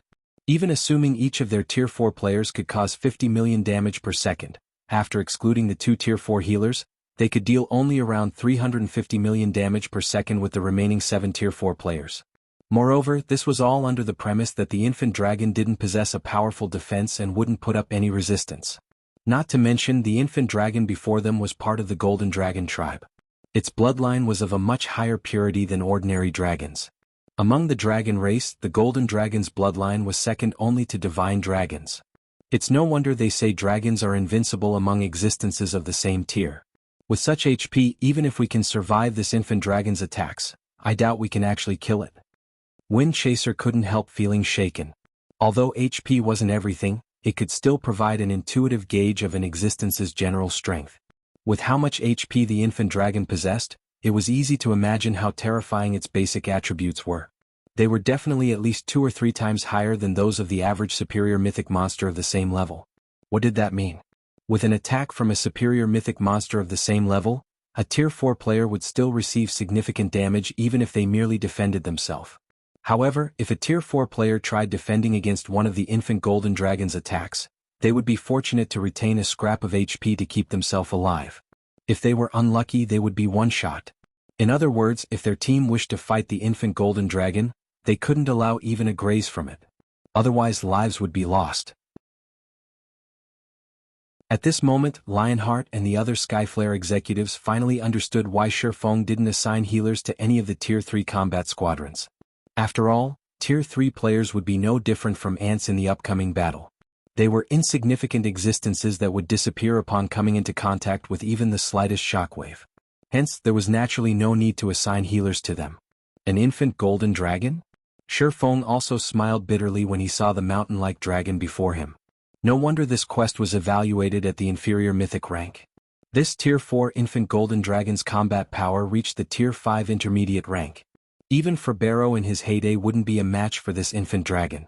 In other words, the infant dragon simply wasn't an existence Tier 4 players could hope to confront. Possibly, only Tier 4 experts wielding legendary weapons and geared in legendary equipment could hope to defeat the infant golden dragon. Otherwise, the best option for players coming across this infant dragon was to obey their instincts and flee immediately. Brother Black Flame. At this time, Lionheart couldn't help but look at Feng and shake his head. Although I don't want to say it, I'm afraid there really is no hope of killing this infant golden dragon. After seeing the infant golden dragon for himself, he finally understood that the records in books weren't entirely trustworthy. After all, the infant dragon before him was many times more terrifying than what was described in the library books he read. It simply wasn't an existence Tier 4 players could hope to fight. At the very least, it is absolutely impossible for their present selves. Most likely, only Tier 4 NPCs would have a glimmer of hope. No, that's not necessarily true, Feng said, shaking his head. A hint of determination appearing in his eyes, he continued, we're not exactly out of options. It's just that we'll need to gamble. Killing this Tier 4 infant golden dragon was imperative. However, it wasn't just for the sake of completing his inferior mythic quest, but because he couldn't continue staying in the ancient god's domain. After all, his initial goal in visiting the Earthfall secret land was simply to acquire the necessary resources for constructing the small mobile fortress. Now that he had achieved his goal, he couldn't remain here, as there were still many things he needed to attend to in the modern god's domain. Meanwhile, killing the infant dragon before him was his best chance to attract the world's attention and get the world to banish him from the ancient god's domain. Gamble? Lionheart was slightly surprised by Feng's words. He simply couldn't see how they could possibly defeat the infant dragon before them.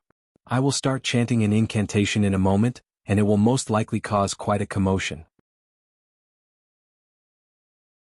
So, I will need you to erect a magic barrier now to prevent the infant dragon from noticing it, Feng said, taking a deep breath. As for the subsequent battle, I will need you, Commander Lionheart, to act as support. Both you Luo and Fated Fern will be tasked with healing you. 9. You'll protect the healer squadron. As for the healer squadron, use everything you have to heal my summoned creature. Do not stop for even a moment. Summoned creature? Lionheart and the others were confused by Feng's words. They found it hard to imagine that any summoned creature could stop the infant golden dragon for even a moment. Despite their doubts, everyone still obeyed Feng's commands. The next moment, over 100 people each took out a magic array scroll from their bags and instantly erected a barrier to isolate the tunnel from the cavern. With this magic barrier present, the infant golden dragon wouldn't detect anything they did inside the barrier even if it was awake right now. Brother Black Flame, everything is ready. You can begin whenever you want, Lionheart said. Looking at the advanced magic array, he couldn't help feeling a little heartache. However, to avoid disturbing the infant golden dragon, they had no choice but to use it. Meanwhile, after Feng personally verified that everything was set up correctly, he took out the Bible of Darkness and began chanting an incantation. Originally, he had not planned to use the Bible of Darkness. After all, the cost of using it at Tier 4 was far too great. He estimated that after a few more uses, his soul would get devoured by the power of darkness. However, if he wished to slay the infant golden dragon now, he could only take the risk. Immediately after Feng began chanting, the mana inside the barrier gave off a bone-chilling sensation, the complete opposite of the burning sensation it gave off previously. Before anyone could react to the change, the barrier's interior suddenly went dark. Everyone could feel endless loneliness, coldness, and despair coming from the darkness around them. Standing in this dark environment didn't feel the slightest bit better than standing in the infant dragon's presence. As Feng continued incanting, the infant golden dragon slumbering outside the barrier suddenly opened its eyes as if startled awake. Its massive eyes then looked directly at the barrier-enveloped tunnel vigilantly. How is this possible? Fated Fern, who was hosting the magic barrier, was stunned by this development. The advanced magic array they used, Spatial Wall, could thoroughly isolate an area from the outside world. Even if a large explosion went off inside the barrier, nobody in the outside world should be able to notice it. Read latest chapters at Wuxia World. Nonetheless, the infant dragon had clearly noticed them. What a despicable dark energy. Looking at the empty tunnel before it, the infant golden dragon bellowed, "It seems you humans have fallen as well. To think you would actually come seeking death together with a demon." The infant dragon's bellow instantly extinguished the advanced magic barrier like a storm blowing out a candle. Simultaneously, the figures of Feng and the others appeared before the infant dragon. Brother Black Flame? Seeing that the infant dragon had already stood up, Lionheart raised his shield anxiously. He then sent a sidelong glance at Feng and asked, "Are you still not done?" The power of the dragon before them far exceeded his expectations. Normally, even mythic monsters couldn't destroy the spatial wall so easily, yet the infant dragon had accomplished this feat with just one roar. He simply didn't dare imagine how powerful an actual attack from the infant dragon would be. "I'm done. I made it just in time," Feng said, a smile appearing on his pale face. As soon as Feng finished speaking, a dark void appeared in the cavern's ceiling. A stone door even larger than the infant golden dragon then fell out of this void. Before the players and infant dragon could react to this turn of events, the stone door gradually opened. Chapter 2790 Heaven-defying Battle. The demon gate inside the cavern opened. However, when the door was only partly open, a cold voice suddenly came from beyond it. Feng's group and the awakened infant golden dragon shuddered involuntarily upon hearing this voice. A little golden lizard and a heaven-blessed individual. Wait, no, you're not an existence of this world. Interesting. How interesting. The Bible of Darkness is actually damaged? Wonderful. This is truly wonderful. The demonic words that came out of the door echoed in everyone's mind. Although the voice spoke in a calm tone, the aura escaping the door paralyzed everyone momentarily. The infant golden dragon glared at the door in fear. A Tier 5 demon king? Feng was astonished when he sensed the frightening aura from the demon gate. According to his expectations, he would already be fortunate if he could summon even a demon prince. After all, the Bible of Darkness had yet to reach its perfect state. However, the existence behind the demon gate was undoubtedly much stronger than a demon prince. In fact, none of the Tier 5 existences he had come across thus far had exuded such a powerful aura. This book isn't suitable for a little guy like you. Give it to me. Only if it is in my hands can I truly descend onto this land. At the Demon King's words, Feng suddenly sensed his control over the Bible of Darkness waning, and the Bible actually started flying toward the demon gate. Seeing this, Feng couldn't help being shocked. He never thought that a demon could resist and manipulate the Bible of Darkness's power. Hurriedly, he used all his strength to wrestle back control over the Bible of Darkness. Stop wasting your energy, little fellow. I will be taking this damaged Bible of Darkness. However, you can also rest assured. Once my clan and I thoroughly descend upon this world, I will make sure to spare you. At these words, the Bible of Darkness struggled even harder to break free from Feng's grasp. In fact, his connection with the Bible of Darkness was even severed completely, and the only thing he could do now was hold on to the book with brute force. Despicable human, you actually dared summon that thing here, the infant golden dragon bellowed. Evidently, it had figured out the identity of the existence beyond the demon gate. I will not let you succeed. After letting out a roar, the infant dragon suddenly widened its mouth. Immediately afterward, a threefold magic array took shape before it. Not good. It's using dragon breath. Everyone dodge quickly. Feng shouted, surprised by the infant dragon's actions. A Tier 4 dragon breath would undoubtedly carry power at the Tier 5 intermediate rank standard. Let alone Tier 3 players, even Tier 4 players would die if they faced it. The only way they could survive this attack was to dodge it. However, the infant golden dragon was simply too fast. Before anyone could react, the threefold magic array had already taken shape.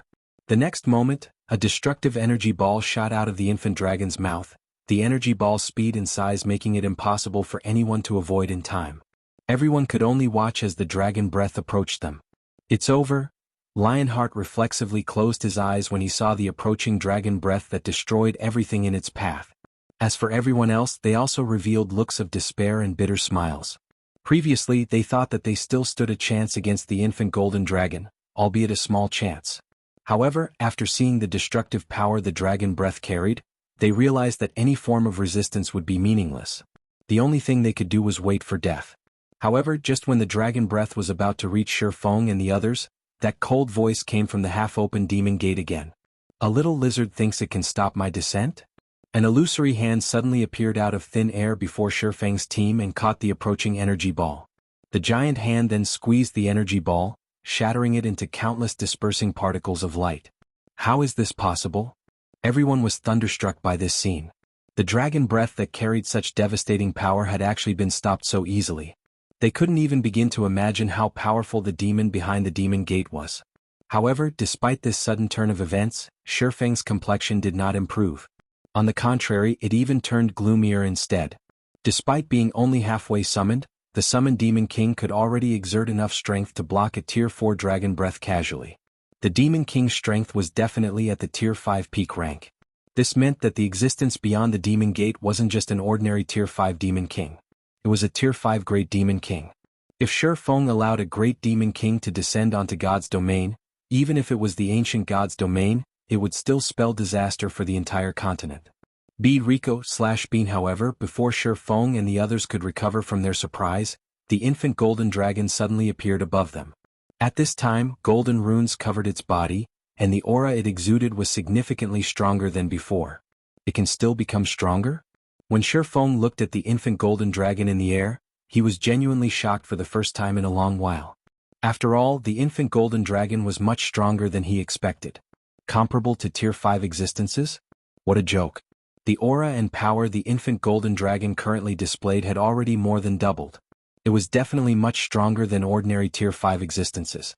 In fact, he doubted he could survive one attack from it even if he activated his berserk skill. Despicable demon, you can't use your full strength while behind that door. I refuse to believe you can keep blocking my attacks. So long as your summoner dies, you will have to remain in that endless abyss forever. The infant golden dragon glared at the demon gate, a hint of disdain and mockery in its eyes. It then opened its mouth and launched another dragon breath. This dragon breath was much more terrifying than before. As soon as the infant dragon inhaled, Feng and the others sensed the mana within the cavern disappear completely. In addition, the Tier 3 players even had their mana rapidly sucked from their bodies. And although the Tier 4 players managed to prevent their mana from getting plundered, their ability to manipulate mana was greatly hindered. Now they couldn't even exhibit half of their usual combat power. This is that infant dragon's true strength? Blood Blade fell into despair as he looked at the massive figure in the air. Seeing it now, he couldn't help but find their previous notion of challenging the Tier 4 infant dragon laughable. The infant golden dragon was much stronger than what its HP portrayed. It simply wasn't an existence Tier 4 players could hope to challenge. This moment drove home to Feng why the quest he received was of the inferior mythic rank. He also understood why humans capable of slaying dragons were highly praised in God's domain. It would already be a miracle if a human could fight a dragon of the same tier and level to a standstill, let alone kill one. This was especially true for dragons that had reached Tier 4 or above. It wouldn't even be an exaggeration to refer to such a feat as a myth. Accompanied by a deafening roar, a dazzling energy sphere carrying devastating power descended toward the team. Little lizard, you have truly angered me now. The infant golden dragon's efforts to prevent the great demon king beyond the demon gate from descending enraged him. Suddenly, boundless power of darkness flooded out of the demon gate. A gigantic hand 5 times larger than the one before emerged from the ground. The hand was so massive that the infant dragon looked like a toy in comparison. Boom. Not only did the gigantic hand shatter the dragon breath instantly, but it even grabbed the infant dragon. And despite the infant dragon struggling desperately to break free, the giant hand remained unfazed as it smashed the infant dragon into the ground. Boom. A crater with a radius of 1,000 yards and a depth of 100 meters appeared on the cavern floor. Apart from the Tier 4 players and the Tier 3 healers, who had consumed Master Steel potions, the other players in the cavern were instantly killed by the resulting shockwave. Although Feng and the Tier 4 players remained alive, they had lost over 2/3 of their HPs. As for the surviving healers, their HPs had also fallen to a critical level. They had very nearly lost their lives. Meanwhile, after the dust in the vast cavern dissipated, the giant hand was nowhere in sight. The only thing in the crater was the infant golden dragon. Presently, however, the infant dragon had both its wings broken, with blood flowing out from all over its body. Its life aura had also weakened significantly, and its HP had even fallen to just 63%. Given the infant dragon's current state, it was evident that the great demon king's attack had heavily injured it. How strong. So, this is the strength of a Tier 5 great demon king? Feng was dumbfounded by this outcome. The infant golden dragon had put its all into the last attack, and the attack's power had definitely reached the Tier 5 advanced rank standard. Yet it still suffered a brutal beating. The difference in strength between the infant dragon and great demon king was clear for all to see. In fact, if not for the demon gate severely dampening the great demon king's strength, the infant dragon would have most likely died from that one attack. Meanwhile, after the great demon king executed this attack, his control over the Bible of Darkness had also weakened significantly. At the very least, Feng could now sense a connection between him and the Bible of Darkness. Feng hurriedly cancelled the summoning. Previously, due to the severance of his connection with the Bible of Darkness, he couldn't stop the summoning even if he wanted to. However, now that he had recovered a small portion of control over the Bible of Darkness, he could cancel the summoning. As for the cost of forcibly cancelling the summoning, he couldn't care less about it right now. After all, if he allowed a Tier 5 great demon king to descend onto the continent, only death awaited him. Moreover, the cost of this death wouldn't just be a loss of 1 or 2 levels. Instead, his body might very well end up a puppet of the great demon king, and he would have no choice but to retrain a new account. Hence, he absolutely couldn't let the great demon king exit the demon gate, even if doing so would leave himself in a weakened state. You damned heaven-blessed individual. I will make you pay a heavy price the next time we meet. Upon seeing the demon gate closing, the great demon king bellowed angrily and repeatedly attacked the door, causing it to tremble violently. Fortunately, the demon gate was sufficiently powerful. No matter how much the great demon king assailed it, the demon gate continued closing at a steady pace. Finally, 20 seconds later, the demon gate closed and disappeared from this space, leaving behind only the heavily injured infant golden dragon and Feng's team in the cavern. Read latest chapters at Wuxia World. You brother Black Flame, what should we do now? Lionheart asked in an uncertain voice after seeing the demon gate disappear. He didn't know whether they should flee or try to kill the infant golden dragon while it was heavily injured.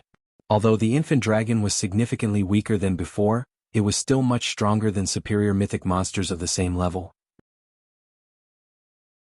Is there even a need to ask? Looking at the infant dragon that was struggling to stand up, Feng said in a determined tone, "Now is our only chance to slay this infant dragon.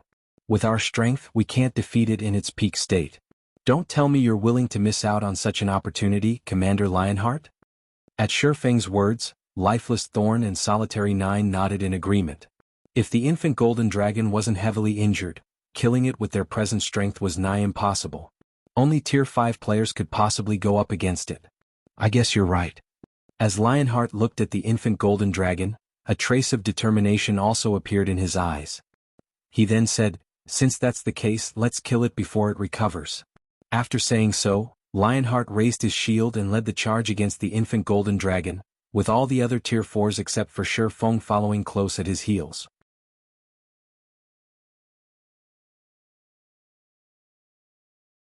Chapter 2791, Infant Golden Dragon's Fall. Insignificant humans. Do you think you can insult me just because I am heavily injured? When the infant golden dragon saw Lionheart and the other Tier 45 charging toward it, anger flared in its amber pupils, and it let loose a deafening roar. A shockwave immediately spread from the infant dragon to its surroundings. Boom, boom, boom. A series of collisions echoed throughout the cavern as Lionheart and the others got hit by the shockwave. Aside from Lionheart and Solitary 9, everyone else on the team went flying back several dozen meters, a stinging pain washing through their bodies. They also lost over 2 million HP from the attack. Lifeless Thorn and the others, who only had around 6 million HP, had basically lost 1/3 of their HPs to the shockwave. It's still so strong even after getting injured? Everyone gasped when they saw their own HP bar. The infant golden dragon was clearly extremely weakened right now, yet it still managed to inflict so much damage with only its roar. Its strength was simply terrifying. At this time, even Feng was stunned by this situation. In addition to its heavy injuries, the infant dragon was also suffering from the heavenly dragon's breath suppression. Otherwise, everyone would have most likely lost over half of their HP from the shockwave. Tier 3 healers, keep up. Restore the damage dealer's HP with everything you've got. Don't stop even for a moment. Feng, who was currently incapacitated due to the backlash from forcibly canceling the demon summoning, hurriedly issued commands across the distance. You Luo and Faded Fern, you two prioritize healing Lionheart and 9. Make sure their HPs are full at all times. At Feng's command, Faded Fern, a Tier 4 Oracle, swung her staff and double-cast 2 Tier 3 curses. Tier 3 Defensive Curse, Contract Barrier. Tier 3 Strengthening Curse, Heavenly God's Prayer. Immediately, a translucent barrier formed around the bodies of Lionheart and Solitary 9. Simultaneously, divine runes appeared on the bodies of everyone on the team, doubling everyone's resistances and defense and increasing everyone's physique by 20% for 20 minutes. She even has a Tier 3 AoE Strengthening Curse? Feng was surprised as he looked at Faded Fern's strengthening spells were incredibly rare in God's domain. In fact, they were 10 times rarer than ordinary curses of the same tier. This was especially true for AoE strengthening spells. The value of such a spell was practically equivalent to a fragmented legendary item. In his previous life, any player who wielded strengthening spells would receive the VIP treatment from the various superpowers. This was because, unlike Berserk skills, strengthening spells had short cooldowns and long durations. An AoE strengthening spell could elevate a team's combat power to a whole other level. In the past, one of the reasons Violet Cloud was recognized as one of the 10 great cleric gods was her possession of many AoE strengthening spells. This prompted the various superpowers to desperately seek her. As far as Feng knew, nobody in the modern god's domain had gained a strengthening spell even now. Yet, not only did Faded Fern possess a strengthening spell, but it was even of the AoE variety. How could he not be surprised by this situation? Meanwhile, after Faded Fern cast Heavenly God's Prayer, the team's overall combat power evidently rose by a slight margin. Good. Let's continue. After seeing the barrier protecting his body, Lionheart charged forward once more.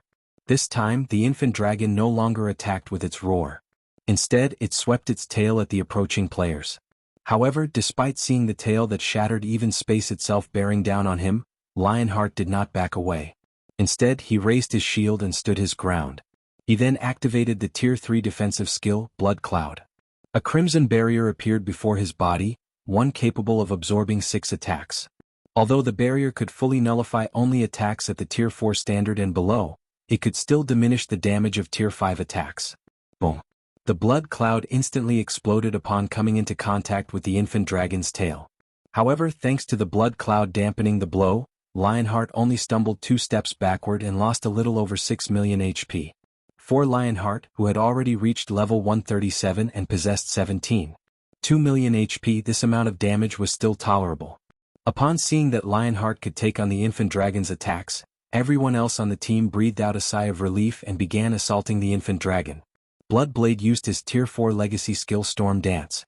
Lifeless Thorn also used his Tier 4 legacy skill Lightning Serpent.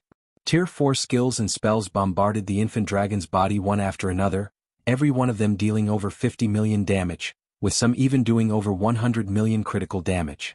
However, compared to the infant dragon's remaining 60 billion HP, this amount of damage appeared minuscule. Is the damage still not enough?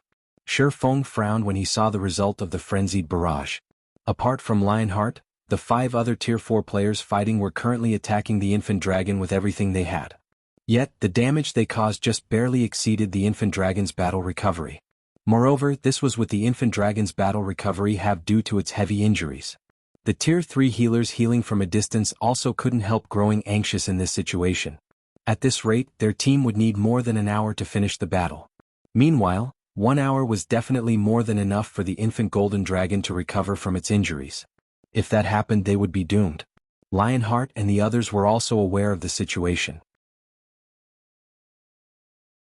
However, this was already the best they could do. Although they could activate their berserk skills to raise their damage output temporarily, doing so would be meaningless, and would prompt the infant dragon to enter its berserk phase earlier. At that time, without their berserk skills, they would be utterly incapable of defending against the infant dragon's attacks. Do any of you have combat resurrection? Feng asked the 12 Tier 3 healers behind him. In the ancient god's domain, ordinary resurrection methods couldn't resurrect players on the spot. One special type of resurrection method could. However, the player resurrected through this method would suffer a higher death penalty. I do. 8 of the Tier 3 healers responded to Feng's question. Good. Go and resurrect the 8 players with the highest strength. Feng breathed out a sigh of relief when he saw how many responses he received. The next moment, the 8 healers with combat resurrection resurrected 8 of Skyflare's fallen members. Take these spears and divide them among yourselves. After looking at the 8 resurrected players, Feng took out the 600+ thunder spears stored in his bag. Drink a master strength potion and activate your berserk skills. Afterward, use everything you have to throw these spears at the infant dragon. It's best if you can use up all these spears before your berserk skills run out. Don't hold back. Yes, sir. The 8 players nodded, fully understanding Feng's intentions. As Tier 3 melee players, they couldn't even be considered cannon fodder in front of the Tier 4 infant dragon. After all, if they tried moving up close to the dragon, they would instantly die to any random roar. The only way they could contribute to the raid was by relying on external items. Only then would they have a chance of dealing damage to the infant dragon. The 8 players consumed the master strength potions they had prepared beforehand, which increased their strength attribute by 70% for 3 minutes. They then activated their respective berserk skills, further improving their basic attributes. In terms of strength, the 8 of them could already rival mythic monsters of the same level. After seeing the infant dragon swing its tail, exposing its back, Feng ordered, "Attack! Aim at the dragon's injuries or the reverse scale on its back." At Feng's command, the 8 melee players promptly threw the thunder spears they held with all their might. Whoosh, whoosh, whoosh. The next moment, 8 lightning arcs cut through space and landed on the infant dragon's injuries in reverse scale. Brr. The infant dragon roared in pain at the attacks. Simultaneously, damages exceeding 50 million appeared above its head one after another. There was even one critical hit that dealt over 130 million damage. The 8 melee players' attacks were not the slightest bit weaker than those of Lifeless Thorn and the other Tier 4 combatants. Only the frequency of their attacks was slightly inferior. Good. Next volley. Seeing that the attacks were highly effective, Feng promptly called for another attack. In response, the 8 melee players each took out another Thunder Spear and hurled the weapons at the infant dragon. When the attacks connected, the infant dragon's HP bar finally shrank, albeit slightly. As expected of the commander. We have a chance now. Solitary 9 couldn't help growing excited when he saw the rate of the infant dragon's HP decrease accelerating. Crimson Billow, who was frantically attacking the infant dragon, looked toward Feng in surprise despite herself. He still has a trump card? She never thought that Feng could actually add 8 more Tier 4 combatants to the fight. Now, with their damage output, killing the infant dragon within a short period was entirely possible. The infant golden dragon's HP continuously decreased over time. 60%, 40%, 30%. The speed at which the infant dragon lost HP was nothing like before. Only in exchange for this boost in DPS, the supply of Thunder Spears declined rapidly. In just 2 minutes, the 8 Tier 3 players had already used up more than 400 Thunder Spears. Everyone be careful. It's going berserk. Feng warned when he saw that the infant dragon's HP bar had fallen to a critical level. As soon as Feng finished speaking, the infant dragon suddenly let out an angry roar. Simultaneously, the dragon's body gave off a dazzling golden glow, and its eyes turned bloodshot. It had evidently entered a berserk state. All right. Since Brother Black Flame has let us see his cards, let's show him ours as well. Glancing at Fated Fern, Lionheart shouted, "Fern, it's your turn now. Leave it to me." Fated Fern smiled. She then took out the Tier 5 sealing crystal from her bag and began chanting an incantation. Immediately, as if time had frozen, silence fell over the entire cavern. The only exception to this phenomenon was the gradually shattering crystal in Fated Fern's hand. Before the infant golden dragon could smash its claw at Lionheart, a magic spear several hundred meters long suddenly appeared above the infant dragon and struck its head. Tier 5 spell Destruction Spear. Boom. The infant dragon's titanic body instantly collapsed to the ground, the impact creating a crater several dozen meters deep. The space surrounding the crater even turned into a dark void. The next moment, a damage value exceeding 10 billion appeared above the infant dragon's head. In addition, not only did the infant dragon's berserk state get interrupted, but the infant dragon was even powerless to push itself off the ground. The power of the destruction spear stupefied everyone present. Even Feng never thought that the sealing crystal would hold such a powerful spell. The destruction spear was just slightly inferior to the Great Demon King's attack from before. Good. Everyone, attack with everything you've got. Feng shouted. Ignoring the fact that he was still in a weakened state, he activated Power of Darkness, which allowed him to move his body. He then charged straight at the incapacitated infant dragon. As for everyone else, they too activated their berserk skills at Feng's command, instantly doubling their basic attributes. Damages exceeding 100 million appeared above the infant dragon's head one after another. 10%, 6%, 3%.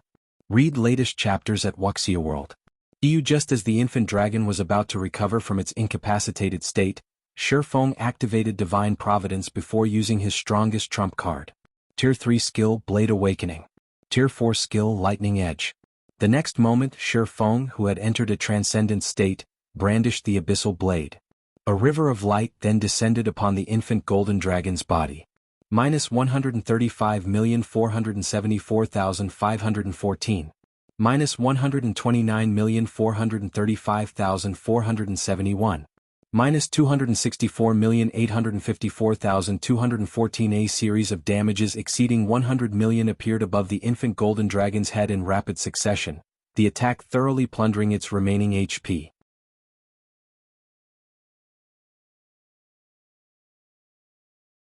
Chapter 2792, Astonishing Harvest. The infant golden dragon uttered a mournful cry as its titanic body crashed to the ground. Subsequently, an unprecedented silence descended on the cavern. We did it. We succeeded. Everyone heaved a deep sigh of relief when they looked at the infant dragon's corpse lying on the ground. Simultaneously, an indescribable sense of joy and excitement also appeared on their faces. After all, they had just created a miracle, a full dragon-slaying battle. Even if their opponent was merely a Tier 4 infant dragon, they had still slain a real dragon. The next moment, before the survivors of the team could recover from their joy, brilliant flashes suddenly enveloped their bodies as their experience bars filled up rapidly. The amount of EXP the infant golden dragon awarded was leagues above the EXP from ordinary mythic bosses. Even Feng leveled up 3 times consecutively, reaching 32% of level 140. As for everyone else, they gained even more levels from the raid, with Lionheart reaching level 141 and Yuluo reaching level 139. Lifeless Thorn and Solitary 9 even went from level 127 to level 138. The amount of EXP everyone received stupefied them. Nobody thought that killing a level 140 infant dragon would grant so much EXP. Of those present, only Feng and Lionheart did not place much concern on their levels. After all, as veteran Tier 4 players, they knew very clearly how easy it was for Tier 4 players to gain levels. In fact, they could most likely attain level 150 in 10 days, reaching the minimum requirement to challenge their Tier 5 promotion. However, players would not necessarily be able to get promoted to Tier 5 just by meeting the level requirement. After all, players would have to create a powerful mana body of their own. Compared to the levels he gained, Feng was much more concerned about the infant golden dragon's loot. The infant golden dragon they had killed was a dragon in the truest sense, not one that the main god system had weakened drastically. This point was clear just from the EXP the infant golden dragon awarded. Compared to the magic dragon clan that Feng had killed some time back, the infant golden dragon was like an entirely different creature. Some time after the infant golden dragon died, sacred light descended from the cavern ceiling, illuminating the entire cavern. Simultaneously, melodious hymns also echoed in everyone's mind. It seems divine providence did its job. Feng sighed in relief when he saw the sacred light shining down from the ceiling. Although divine providence increased his luck attribute significantly, the hidden attributes effects would be diminished when dealing with monsters at the superior mythic standard or above. And while the infant golden dragon was considered only a mythic monster, it was still part of the dragon race. It was far stronger than ordinary superior mythic monsters of the same level. Hence, the fact that he managed to trigger a divine hymn was truly a stroke of luck. Of course, part of the reason he managed to trigger a divine hymn was most likely this being the first kill of a real dragon in the ancient god's domain. Meanwhile, as the divine hymn descended, a system notification also entered everyone's ears. System, congratulations. You have killed a Tier 4 infant golden dragon. You have obtained the Dragon Slayer title, World Reputation plus 100 and 1 Gold Legacy Treasure Chest. Crap.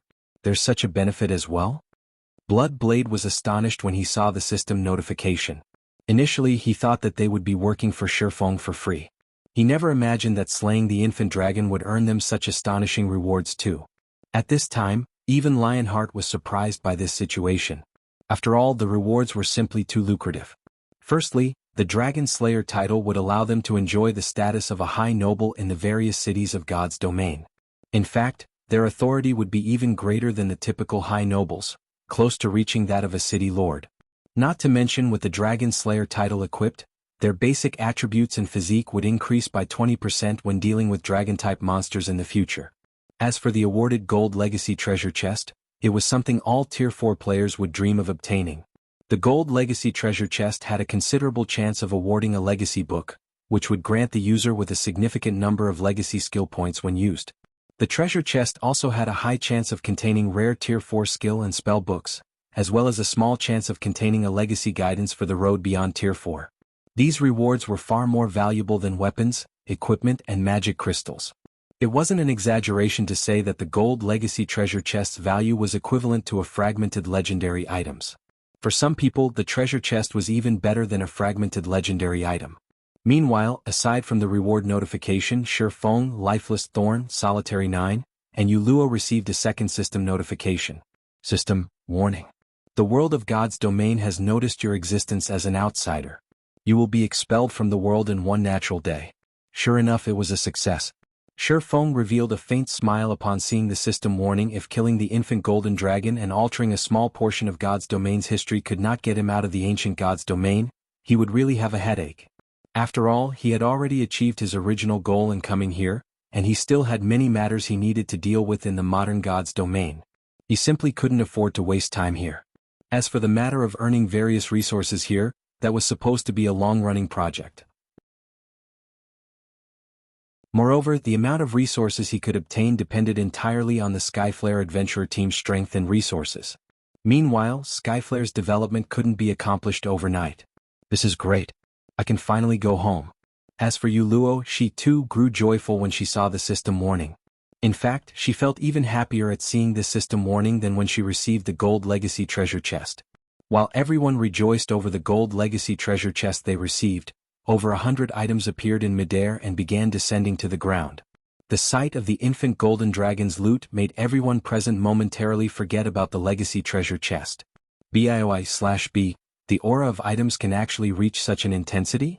Crimson Billow was astonished as she studied the items that were gradually piling up on the ground. Just what kind of items dropped? Could there be a legendary item? This question plagued everyone's mind. The reason for everyone's reaction was the aura that the infant dragon's loot radiated, which practically rivaled that of superior mythic monsters. Even ordinary Tier 3 players would have to expend a lot of effort just to approach the loot. At this time, only Feng managed to remain relatively calm. This was because he had heard of other people slaying dragons before. Only the dragons that the God-ranked expert teams killed back then weren't Tier 4 infant dragons but adult dragons at the peak of Tier 5. According to what he had heard, the sight of those dragons' loot was truly a spectacle to behold. Just the visual phenomenon the loot created had covered a radius of over 10,000 yards. The combined aura the items radiated had also been so powerful that even Tier 4 players couldn't approach the loot. Only Tier 5 players and above could do so. In comparison, the visual phenomenon created by the infant golden dragon's loot only covered a radius of several hundred yards. The aura the loot radiated was so weak that even Tier 3 peak experts could approach it if they gritted their teeth. Hence, Feng didn't find this outcome particularly surprising. However, the infant golden dragon's loot and Tier 5 adult dragon's loot wouldn't actually have a significant difference in quality. What difference in quality there was would only be akin to the difference between an epic item and a fragmented legendary item. It wouldn't be as significant as the difference between a fragmented legendary item and a legendary item. After all, both kills were dragons. One side was just slightly stronger. Moreover, as Tier 6 God-ranked experts were responsible for killing the adult dragons, the loot quality was reduced. In comparison, their team had defeated a Tier 4 infant dragon without a single Tier 5 player on the team. If one were to talk about raid difficulty, their team faced a much greater difficulty than the Tier 6 God-ranked expert teams. I wonder if it dropped the complete Saint guidance. If one did drop, I might be able to improve my mana body further. Feng prayed inwardly as he looked at the items slowly piling up on the ground. At this time, compared to materials, weapons and equipment, what he hoped to obtain more was a legacy guidance. This was typical of Tier 4 experts. After all, even with multiple fragmented legendary items, a Tier 4 expert wouldn't be able to go up against Tier 5 existences. As for the possibility of the infant golden dragon dropping a legendary item, that was utterly impossible. As far as Feng knew, players couldn't obtain legendary items through killing monsters. It didn't matter even if the monster in question was a dragon. At best, monsters would only drop fragmented legendary items that could be repaired into legendary items. Thus, every legendary item was incredibly precious, and a Tier 5 expert would be fortunate to obtain even one. After another dozen seconds or so passed, all of the items finally landed on the ground. Feng immediately approached the mountain of loot and began sorting through it. The spectating Skyflare members couldn't help drooling, wishing they could help Feng with the loot. Guild leader Black Flame has really hit the jackpot this time. I wonder if a legendary item dropped? If he gets a legendary item, his combat power would most likely skyrocket and approach the Tier 5 standard. Windchaser sighed as he enviously watched Feng collect the loot. Read latest chapters at Wuxia World. He finally understood how big a gap divided Tier 4 and Tier 5 existences. It was even larger than the gap between Tier 3 and Tier 4 existences. Ordinary weapons and equipment couldn't make up for this gap. Only the rumored legendary weapons and equipment might work. If Feng could get himself a legendary weapon now, he would truly become an invincible existence. After all, no Tier 4 player could go up against Tier 5 existences yet. Meanwhile, after working non-stop for 10 minutes, Feng finally finished sorting through the loot. Once he organized the loot, he had to press his hand against his chest to suppress the excitement in his heart. The loot drop this time was simply too amazing. It was definitely the most amazing loot he had ever seen. This included even the loot he had seen in his previous life. Setting all else aside, just the golden longsword sitting in his bag had very nearly made him faint from happiness. This weapon was one of God's domain's 10 great legendary weapons as well as one of God's domain's 36 famed swords. It was also the prototype of the weapon Void Breaker and could cut all existences. Its name was the Light of Two Worlds, also known as the World-Breaking Gold.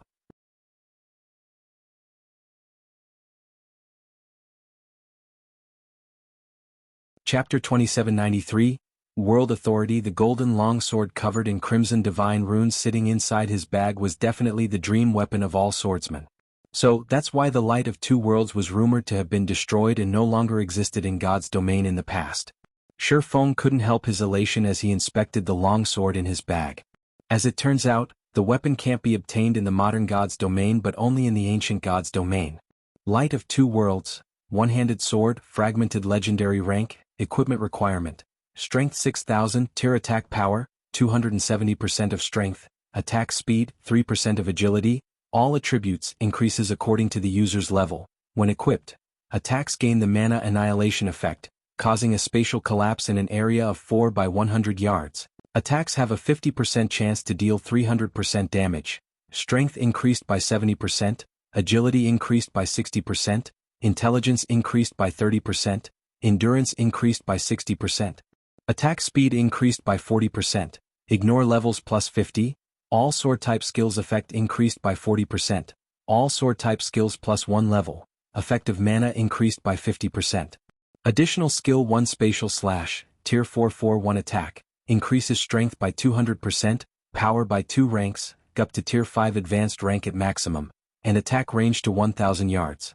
Cooldown, 40 seconds. Additional skill 2 golden soul. Tier 4 improves perception of magic elements by 200% and mana control by 300%. Reduces all concentration consumption by 70%. Duration, 1 minute. Cooldown, 6 hours. Additional skill 3 World Breaker. Tier 4 consumes half of the user's concentration and mana to enhance the Light of Two Worlds, granting the weapon the power to break worlds for 1 attack. Forcibly increases the power of attack by 1 tier, up to tier 5 advanced rank at maximum. Cooldown, 1 hour. Created by the ancient god of light. The Light of Two Worlds possesses the power to cut all things. The divine power sources within the weapon have been destroyed by an inexplicable power. However, as the weapon itself is still intact, it is possible to fully repair it by injecting new divine power sources. Divine power source injected, 0/2. Despite being the prototype of the Void Breaker, the Light of Two Worlds had still managed to rank number 1 among God's domain's 36 famed swords. One could easily imagine how powerful the weapon was. Although the Light of Two Worlds was currently incomplete, just the basic attributes it provided already made it far superior to even the Abyssal Blade. It undoubtedly had the highest attack power out of all the one-handed swords Feng had ever seen. Not to mention there were also the outrageous skills the weapon carried. Just by wielding the Light of Two Worlds, a Tier 4 swordsman would be capable of exchanging one move with a Tier 5 existence. This was a feat that was impossible with ordinary fragmented legendary weapons. However, while the Light of Two Worlds was incredibly powerful, its usage condition was also astonishingly high. Without the several fragmented legendary items on Feng, he wouldn't be able to equip the weapon. Meanwhile, the Light of Two Worlds' appearance could also be considered heaven-sent. Now that Feng had reached level 140, both the Twilight Blade and Killing Ray could no longer keep up with his level. Hence, he had mainly been fighting with only the Abyssal Blade all this time, with the Twilight Blade and Killing Ray as support. However, now that he had the Light of Two Worlds, he could arm both his main and sub-arms with adequate weapons. In fact, even if he failed to collect the 2 remaining fragments of Solomon's sword, he wouldn't have to worry about finding a replacement weapon. Moreover, even if he did manage to complete Solomon's sword, the complete Light of Two Worlds wouldn't be the slightest bit inferior to it. The only problem was that divine power sources were incredibly hard to find. In fact, Feng had only ever heard rumors of divine power sources. He had never actually seen one before. This was because divine power sources were far more valuable than god crystals. They were the power sources of gods, and they carried incredible strength. The value of a divine power source was comparable to a legendary item. Meanwhile, the Light of Two Worlds actually required 2 divine power sources. It seems I'll need to have the guild investigate divine power sources. Looking at the Light of Two Worlds, Feng inwardly resolved to repair the weapon, no matter the cost. Legendary weapons were far too rare in God's domain. Now that one had appeared before him, it would be a huge waste if he did not try to repair it. Meanwhile, after seeing Feng had finished sorting through the loot, Lifeless Thorn and the others approached him with curious eyes. "Commander, did anything good drop this time?" Looking at Feng, Solitary 9 asked in a whisper, "Did a legendary item really drop?" They had just defeated an unrestrained Tier 4 infant dragon. If Feng said nothing good dropped, nobody would believe him. Solitary 9 was very curious to find out just how excellent the infant golden dragon's loot was. After all, there was still no news of any player obtaining a legendary item, so nobody could tell how powerful legendary items were. If a legendary item had truly appeared among the items dropped, they would have hit a huge jackpot. Aren't you guys taking legendary items too lightly? There's no way a legendary item can drop from a monster. Feng smiled and shook his head when he saw the excited expressions of Solitary 9 and the others. He then said vaguely, "However, while there is no legendary item in the loot, there are several items whose value is comparable to legendary items. To me, at least, these items are almost as valuable as actual legendary items." He had no intention of telling everyone the specifics of the items dropped this time. This was because the loot was truly astonishing. Aside from the Light of Two Worlds, there were two other items that could easily cause a sensation among God's domain's various powers. One of the two was a magic array design. Although the design only recorded a master magic array, this master magic array was more valuable than even some grandmaster magic arrays. This was because this magic array existed only in the ancient God's domain, the 12-array magic world. This magic array could increase the density of all mana within its area of influence by 200% and players' mana perception by 100%. Although it only had two specific functions, if brought back to the modern God's domain, it would definitely stand at the peak among all magic arrays in existence. As for the second item, it was a mysterious flame. Be it in the ancient God's domain or modern God's domain, mysterious flames were incredibly rare items, especially Tier 3 mysterious flames and above. A Tier 3 mysterious flame was just as rare as a fragmented legendary item. Meanwhile, the mysterious flame the infant golden dragon dropped was the Tier 4 mysterious flame Hellfire. A Tier 4 mysterious flame was something Feng had only ever heard about in God's domain. According to rumor, after reaching Tier 4, mysterious flames would all possess astonishing power and a variety of incredible effects. Take the Soul Fire for example.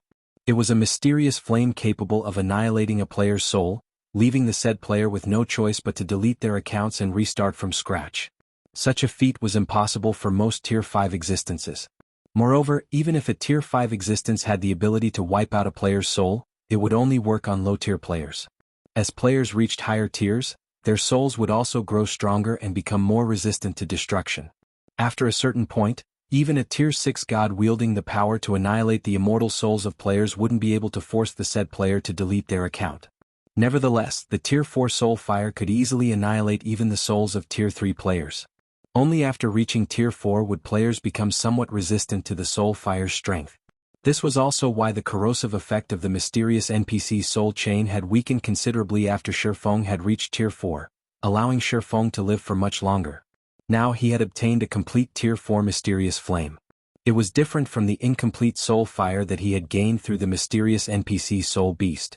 The other dropped items were similarly very precious.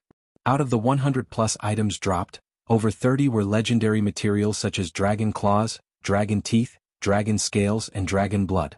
There were also over a dozen master recipes and epic equipment forging designs. The rest were mainly inferior legendary materials and level 150 epic weapons and equipment. Two materials stood out among all that bounty, both inferior divine artifact rank materials. The Dragon Eye and the Dragon Crystal. These were the quest items Angelica Teresa needed. Meanwhile, after hearing Feng's words, Lifeless Thorn and Solitary 9 stopped asking questions. They understood that the items dropped this time were extraordinary and could not be revealed. Moreover, Feng had already answered the main question plaguing their minds: there was no legendary item among the dropped items. You guys start resurrecting the others. We'll return to Meteorite City afterward, Feng said to the team's healers as he looked at the dead Skyflare members' corpses scattered around the cavern. Once everyone was alive again, Feng opened a spatial gate in the direction of Meteorite City. Thanks to the spatial gate, the return trip, which should have originally taken a dozen hours or so by flying ship, only took 4 hours, astonishing Skyflare's members. If not for the spatial gate's long cooldown and short duration, it would have definitely been considered a godly skill in God's domain. After returning to Meteorite City, Feng completed all his transactions with Lionheart. Aside from the Crimson Dragon flying ship, Lionheart also purchased an additional 20 crystals of souls and 100 drops of soul water, which netted Feng an additional 6 million magic crystals. Lionheart also used 3 million pieces of mana ore, which was treated as equivalent to 750,000 magic crystals, to exchange for another 5 crystals of souls. Although the mana ore's price had been slightly inflated, this was unavoidable as purchasing mana ore in bulk was incredibly difficult. Purchasing too many would naturally raise the ore's market value. However, for Feng, getting 3 million pieces of mana ore for the price of just 750,000 magic crystals was already a bargain. After the transactions with Lionheart, Feng passed 30 crystals of souls and 1,000 drops of soul water to Yenya for her to conduct future transactions with the Skyflare adventurer team. At the same time, he also tasked her with secretly purchasing some of God's domain's rare items.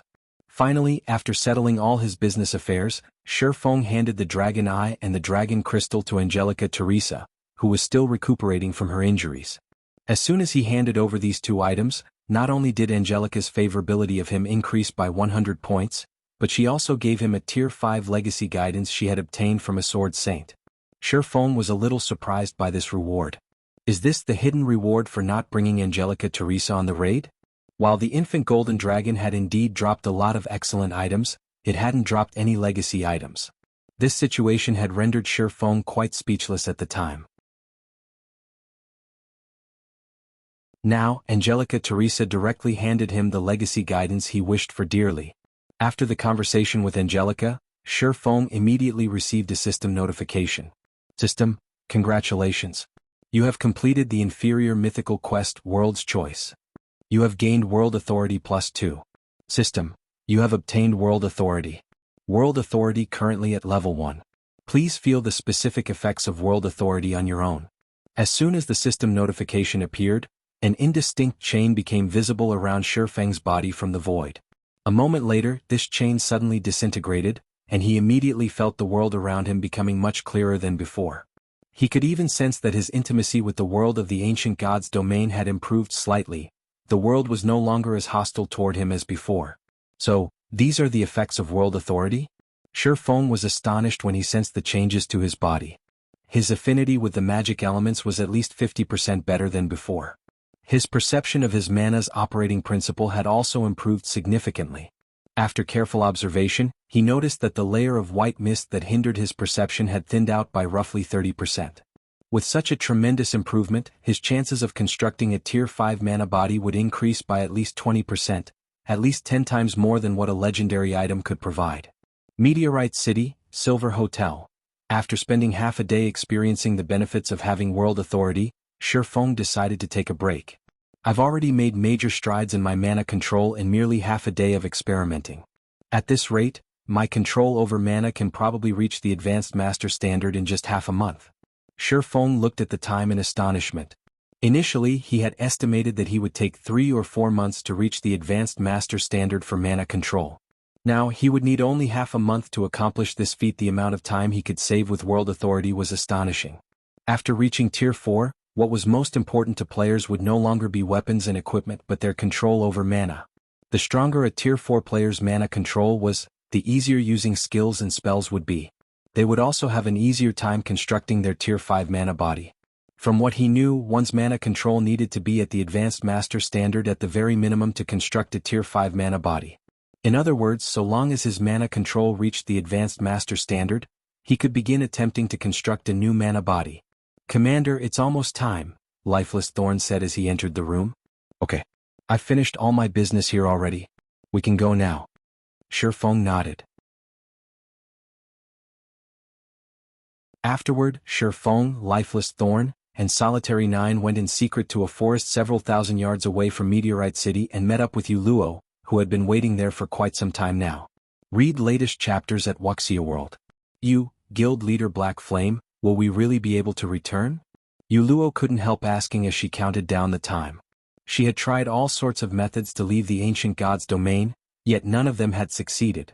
Although there was the system notifications assurance this time, she still felt a little doubtful.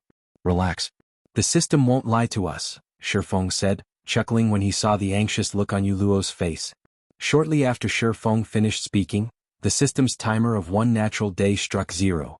Immediately, the space around the four shattered, forming four small space-time tiers. An invisible force then pushed them into these space-time tiers. In the blink of an eye, Feng's group of four disappeared from the quiet forest as if they never existed here in the first place.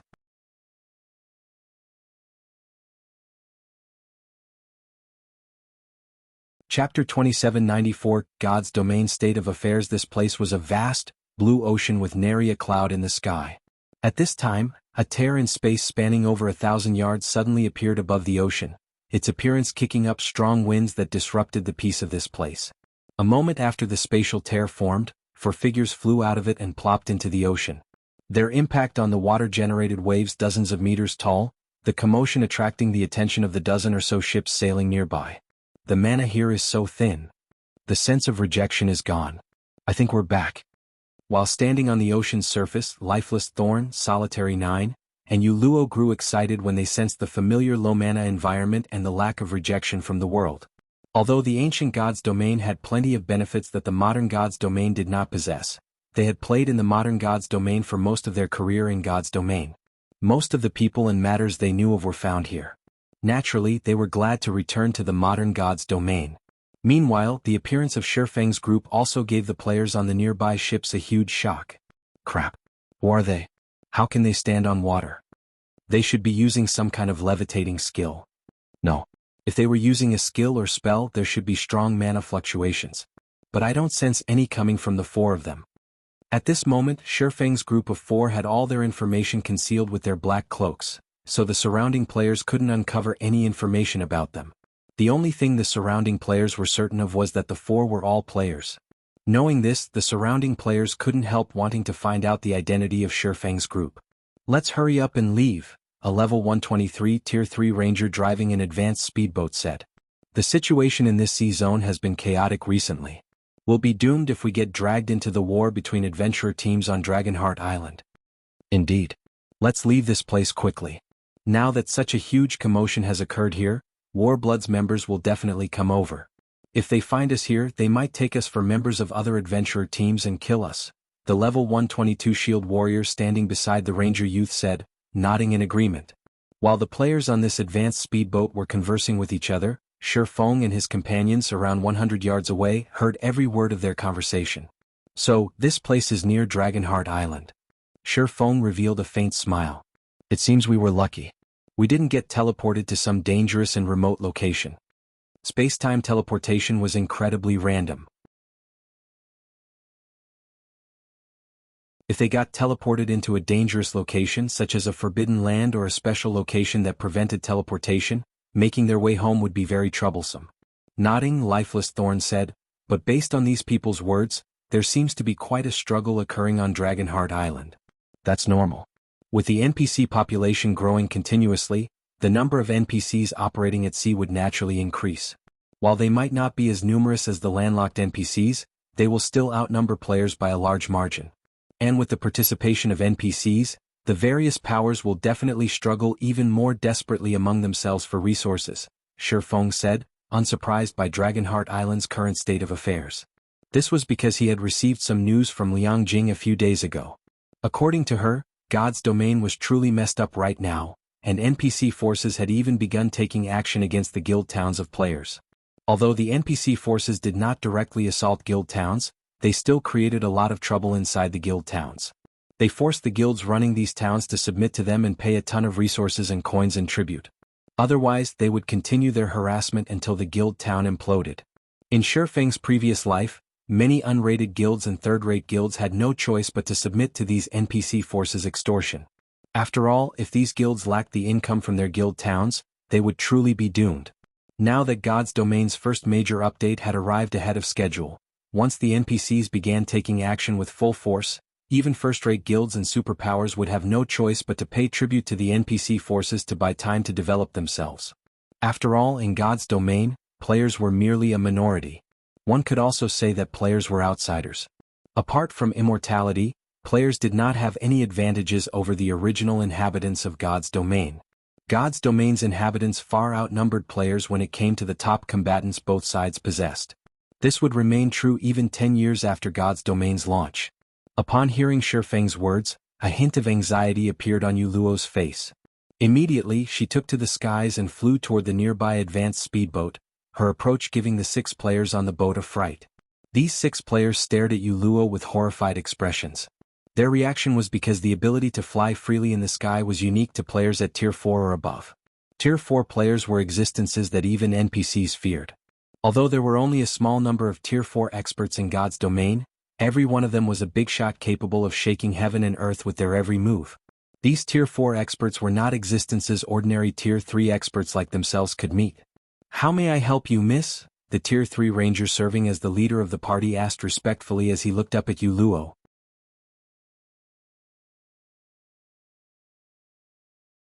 The strong were respected in God's domain. This fact might not have been evident in the past. However, after experiencing the changes brought by the system's major update and the various NPCs' arrogant behavior, these players thoroughly understood that the world of God's domain was a much more straightforward and crueler place than the real world. When it came to dealing with Tier 4 powerhouses, if they offended the other party, it wouldn't be strange for them to get annihilated the next second. They also wouldn't be able to do anything about it. "Do you know Heaven's Blade's situation?" Yuluo asked. Heaven's Blade was her home. Its well-being had also been a concern for her all this time. Before she entered the ancient god's domain, the competition on Dragonheart Island had already been incredibly intense. Heaven's Blade had even clashed with several of the island's top adventurer teams and suffered casualties numbering in the thousands. This was why she had risked grinding and exploring a dangerous location by herself. Since her disappearance from the modern god's domain until now, a month had gone by. Meanwhile, 1 month was more than enough for the entirety of God's domain to undergo significant changes, let alone a small place like Dragonheart Island. Heaven's Blade. The ranger youth was surprised and confused by Yuluo's question. "What? Have you never heard of Heaven's Blade before?" Yuluo frowned. "Or do you not want to say it?" As Yuluo's voice chilled, the Tier 3 shield warrior and the others shuddered involuntarily and looked toward the ranger youth. They didn't know whether they should speak up. Although Yuluo hadn't revealed any killing intent thus far, her aura alone was already more than enough to instill fear in them. After all, they had personally witnessed just how powerful a Tier 4 player could be. A Tier 4 player could kill hundreds of Tier 3 players with just the flip of a hand. The silence had stretched out for a second when the ranger youth wiped away the cold sweat on his forehead and said hurriedly, "Miss, you misunderstand me. It's not that I refuse to tell you. It's just that this matter is already common knowledge in God's domain. I was just wondering why you would ask such a question, miss." Common knowledge in God's domain? Yuluo couldn't help feeling a little confused. According to Feng, before his group entered the ancient god's domain, nothing big had happened to Heaven's Blade. It had simply been competing with Dragonheart Island's several top adventurer teams for resources as usual. Feng had left the modern god's domain only a few days ago. Logically, nothing significant should have happened to Heaven's Blade. That's right. This incident caused quite the commotion back then. It affected over a dozen superpowers, the ranger said, nodding. 3 days ago, through some unknown means, not only did Warblood enter into an alliance with one of Dragonheart Island's local NPC forces, but someone from Warblood also got promoted to Tier 4. As a result, Warblood's influence on the island skyrocketed, and even 13 thrones suffered losses at the hands of Warblood. "What about Heaven's Blade?" Yuluo asked. Heaven's Blade. The ranger hesitated to answer because he knew that the Tier 4 powerhouse before him was definitely related to Heaven's Blade. After taking a deep breath, he continued, "Heaven's Blade disbanded 2 days ago." Disbanded? Yuluo was stunned. How is this possible? She had developed from the ground up together with Heaven's Blade, and the adventurer team was basically her home. Yet now she was being told that Heaven's Blade had disbanded?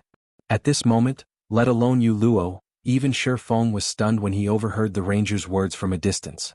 Heaven's Blade was one of Dragonheart Island's top 5 adventurer teams.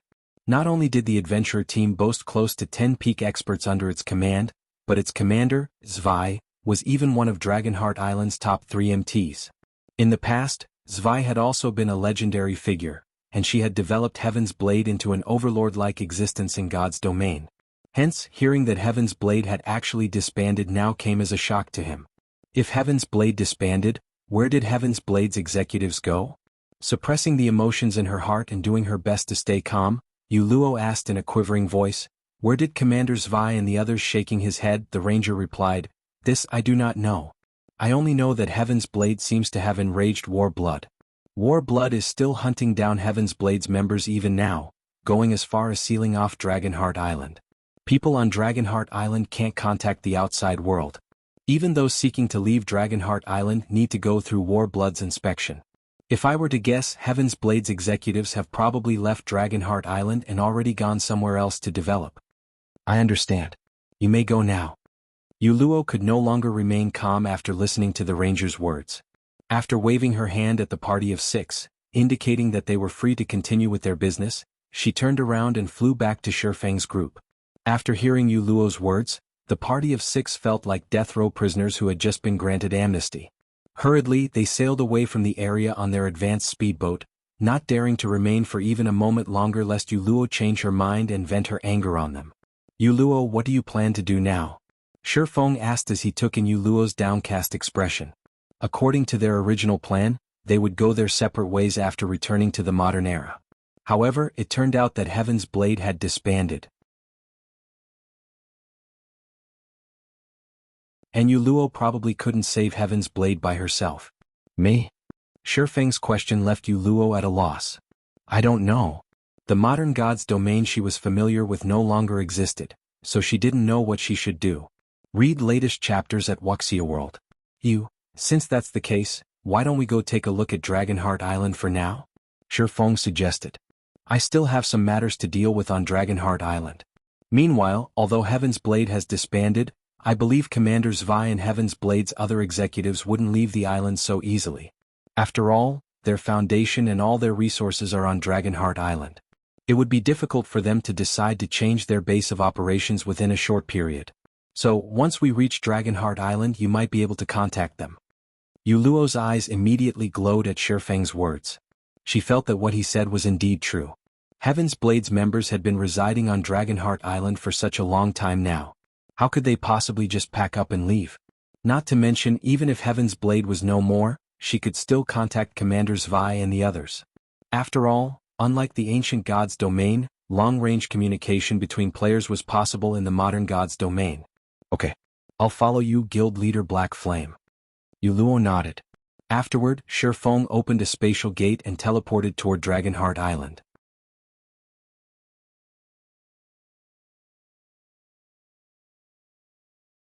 Chapter 2795, Dragonheart Island's Chaos. The waters surrounding Dragonheart Island.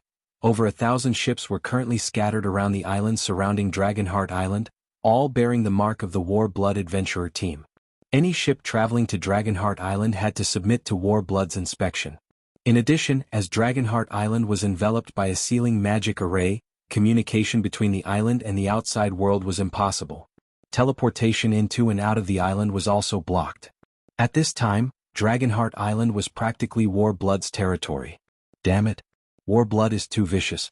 We clearly aren't Heaven's Blade's members, yet they charged us 3 magic crystals and 20 ancient bronze just for leaving Dragonheart Island. A level 114, Tier 2 berserker driving a speedboat cursed angrily as he watched the departing speedboat belonging to Warblood. Shh.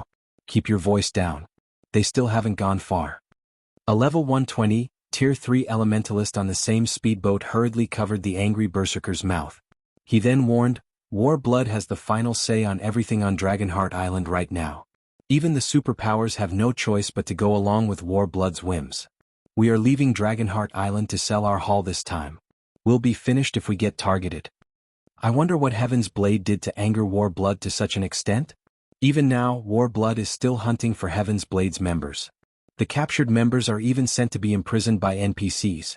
A level 117 Tier 2 Oracle mused when she saw that Warblood's speedboat was already more than 300 yards away. Isn't that obvious? Warblood's clearly trying to get Heaven's Blade's lands near the World Tower, the berserker said indifferently. They are discovering more and more treasures in the World Tower's underground floors right now. The 4th underground floor is especially amazing. However, the abnormal energy in the 4th floor is overwhelming, and the food needed to recover from this energy is incredibly expensive and uneconomical. The only other way to recover quickly is to rest in the special region around the World Tower. Meanwhile, Heaven's Blade owns a total of 5 plots of land in that special region, including the sole large-sized plot in the special zone and a medium-sized plot. Warblood is currently in a frenzy to expand its influence, So how can it possibly let such a fat piece of meat get away? Indeed. The lands around the World Tower are in high demand right now. Since Warblood has already forced Heaven's Blade to disband, it naturally won't let go of Heaven's Blade's lands. The reason Warblood is capturing Heaven's Blade's members is simply to force Heaven's Blade's commander to submit and give up those lands, the Elementalist youth said, nodding. However, I doubt Heaven's Blade will give up so easily. After all, so long as Heaven's Blade has those 5 plots of land, it can make a comeback any time. When the players aboard the speedboat spoke of the World Tower, they couldn't help a sense of yearning for it. Before the players on Dragonheart Island began exploring the World Tower's 4th underground floor, they hadn't placed much importance on the lands around the World Tower. After all, those lands were absurdly expensive. Moreover, they were far from Dragonheart Island's business district. Naturally, nobody had been willing to purchase them. However, after players began exploring the 4th underground floor, they found that it actually housed Tier 4 legacy lands. As a result, the 4th underground floor was now a bone of contention for all superpowers in God's domain. Unfortunately, there were only 34 plots of land around the World Tower, which weren't even enough to divide among the local player forces, let alone the foreign superpowers. Moreover, it turned out that not only did Heaven's Blade own 5 plots of land in that special zone, but the adventurer team had even gotten its hands on the best one. How could this not make the various superpowers and Warblood go crazy? Before the party of 6 could continue their conversation, a loud explosion suddenly sounded in the distance. Immediately, the party of 6, together with the other players in the vicinity, turned to look toward the origin of the explosion.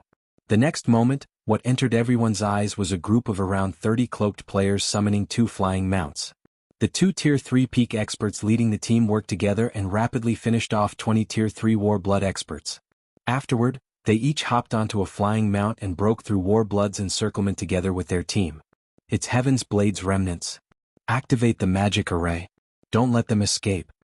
When the nearby Warblood members saw this scene, they promptly sprang into action. Suddenly, the several dozen Warblood speedboats positioned around the 2 flying mounts set up a sealing barrier. It was evident that Warblood's members were prepared for Heaven's Blade's members. The next moment, before the 2 flying mounts could ascend 200 yards into the air, they were trapped within a magic barrier covering over 1,000 yards. The translucent barrier had visible runes decorating it. One could easily tell that it was an advanced magic array at a glance. If trapped by this barrier, even Tier 4 mythic monsters would need a lot of time to break out of it, let alone Tier 3 players. Damn it! The female Guardian Knight leading Heaven's Blade's team cursed when she saw the barrier, a trace of frustration appearing in her eyes. She then turned to the man standing at the front of the other flying mount and asked, "Vice Commander Shadow, what should we do? It'll take us at least 3 minutes to break out of this barrier. That's more than enough time for Warblood's members to surround us." At the Guardian Knight's words, the man named Divine Shadow standing atop the flying serpent frowned. It was clear that he hadn't expected Warblood to use such a powerful move against them. "We have no choice but to fight. I'll activate my Berserk skill and distract them afterward.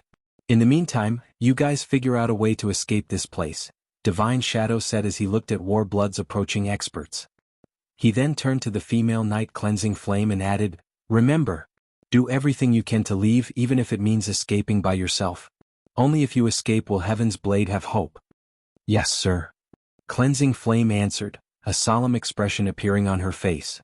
Now that Heaven's Blade had already disbanded and Warblood was even hunting down Heaven's Blade's members on Dragonheart Island, Heaven's Blade's only hope of making a comeback was to seek help from the outside world. With the deeds of the Special Zone's lands in her hands, it was entirely possible to recruit the help of a super guild if they paid a certain price. However, before Cleansing Flame could control her flying serpent to head for the barrier's edge, a powerful voice echoed in the ears of Heaven's Blade's members. "Escape? Do you think it's that easy? None of you should think of leaving today." Before Divine Shadow and Cleansing Flame could react to the situation, a man suddenly appeared in front of them. This crimson-eyed man wore a dark red robe and held a crimson wooden staff.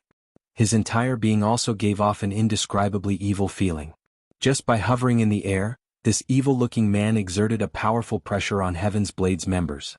Divine Shadow and the others felt as if a mountain were weighing down their bodies.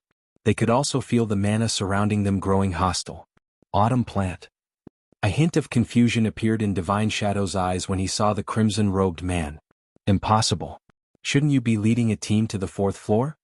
The evil man blocking their team was none other than Autumn Plant, one of Warblood's 4 great vice commanders, as well as Warblood's sole Tier 4 member. As a great wizard, he was an existence capable of destroying half of a small island with one attack. Previously, Autumn Plant had even single-handedly wiped out tens of thousands of 13 Thrones' experts using a single Tier 4 large-scale destruction spell. Over 20 of the casualties were Void Realm experts, and 3 were Domain Realm experts. As a result of this severe loss, 13 Thrones had no choice but to back off from competing with Warblood. After this battle, Autumn Plant had also been crowned the undisputed #1 player on Dragonheart Island. Meanwhile, it was because they had caught wind that Autumn Plant had left for the World Tower's 4th underground floor that they had attempted to escape Dragonheart Island. Yet now, if I didn't visit the 4th floor, would you remnants be willing to come out? Autumn Plant sneered contemptuously as he looked down on Divine Autumn and the others. You tricked us. Divine Shadow clenched his fists in anger. He never thought that he would fall for Autumn Plant's trap. We've always been rivals in the past. Now that you've gotten promoted to Tier 4, I want to see just how strong you've become. After saying so, Divine Shadow activated his Berserk skill, his aura skyrocketing to the point of rivaling Tier 4 mythic monsters. At this time, if comparing purely in terms of aura, Divine Shadow was not the slightest bit inferior to Autumn Plant. Fool. When Autumn Plant sensed the intensity of Divine Shadow's aura skyrocketing, his sign remained unchanged. Instead, he merely waved his hand. Before Divine Shadow could react, over a dozen crimson chains appeared out of thin air and bound his body. And despite struggling with all his might, he couldn't break free from their restraint no matter what. On the contrary, his resistance weakened as time passed. How is this possible? Cleansing Flame was stunned. Divine Shadow was one of Heaven's Blade's few Domain Realm experts. With his Berserk skill activated, logically, he should be able to put up a good fight against a Tier 4 player. Yet, Divine Shadow was captured instantly. Autumn Plant had thoroughly shattered their understanding of Tier 4 existences. You people don't know just how massive the gap between Tier 3 and Tier 4 classes is. Do you really think you can turn things around when going up against me? Looking at Cleansing Flame's stunned expression, Autumn Plant sneered, let alone one Domain Realm expert, even 10 Domain Realm experts working together won't last more than 3 moves against me. Realizing the difference between them, Divine Shadow turned to Cleansing Flame and the others and shouted, Damn it! Damn it! Everyone kill yourselves. Don't let him capture you. Don't even think you can kill yourselves so easily, Autumn Plant said, brandishing his staff. The next moment, blood-red chains appeared from the void and bound Cleansing Flame and the others, preventing them from moving their bodies at all. The difference between the two sides was clear for all to see. How can a Tier 4 class be so powerful? Divine Shadow and the others stared at Autumn Plant with disbelief. They had seen Feng's battle video during the reserve seat competition at the War God's Temple. In their opinion, although Tier 4 players were powerful, they were not an insurmountable opponent. However, they actually couldn't offer even the slightest resistance to Autumn Plant. The strength Autumn Plant displayed far surpassed Feng's. While Heaven's Blade's members were shocked by the massive gap in strength between them and Autumn Plant, Warblood's other members caught up with them and secured them. Alright, take them to the NPCs. Looking at Divine Shadow and the other remnants of Heaven's Blade, Autumn Plant smiled and said, Now that we've caught 2 big fish, I refuse to believe that Zwei won't submit. It's over. It's over. Everything's over this time. Divine Shadow fell into despair when he saw Heaven's Blade's captured members. I've truly doomed you guys this time. The only reason why they had decided to take on such a risky operation this time was the misinformation he had believed. Now, everyone was doomed because of his foolishness. After all, if players were imprisoned by NPCs, nothing would change even if they forcibly logged out of the game. They would still reappear in prison after they logged back into the game. Unless they could break out, they would have to spend at least 15 days in prison. A 15-day gap was more than enough for everyone to fall far behind God's domain's frontline players. However, as Divine Shadow was falling into a pit of despair and self-reproach, a horned eagle carrying 4 people suddenly came flying over from a distance. To everyone's surprise, the horned eagle actually sported Heaven's Blade's flag extremely conspicuously. More remnants of Heaven's Blade? Seeing as they have a horned eagle, it seems another big fish has arrived. Autumn Plant's lips curled up in delight when he saw the horned eagle. Read latest chapters at Wuxia World. Meanwhile, this unexpected situation also confused Divine Shadow and the others. They couldn't understand why one of Heaven's Blade's horned eagles would be flying to them from outside Dragonheart Island. However, when they recalled Autumn Plant's capabilities, they immediately began shouting at the people riding the horned eagle to escape. Although Tier 4 players could fly, their flying speed wasn't comparable to flying mounts. Hence, it was still possible to escape if the horned eagle flew at full speed. Escape? Do you think that's possible? After saying so, Autumn Plant used instantaneous movement and rapidly approached the horned eagle. A Tier 4 Great Wizard's instantaneous movement had a range of 3,000 yards, many times superior to a Tier 3 Great Mage's instantaneous movement.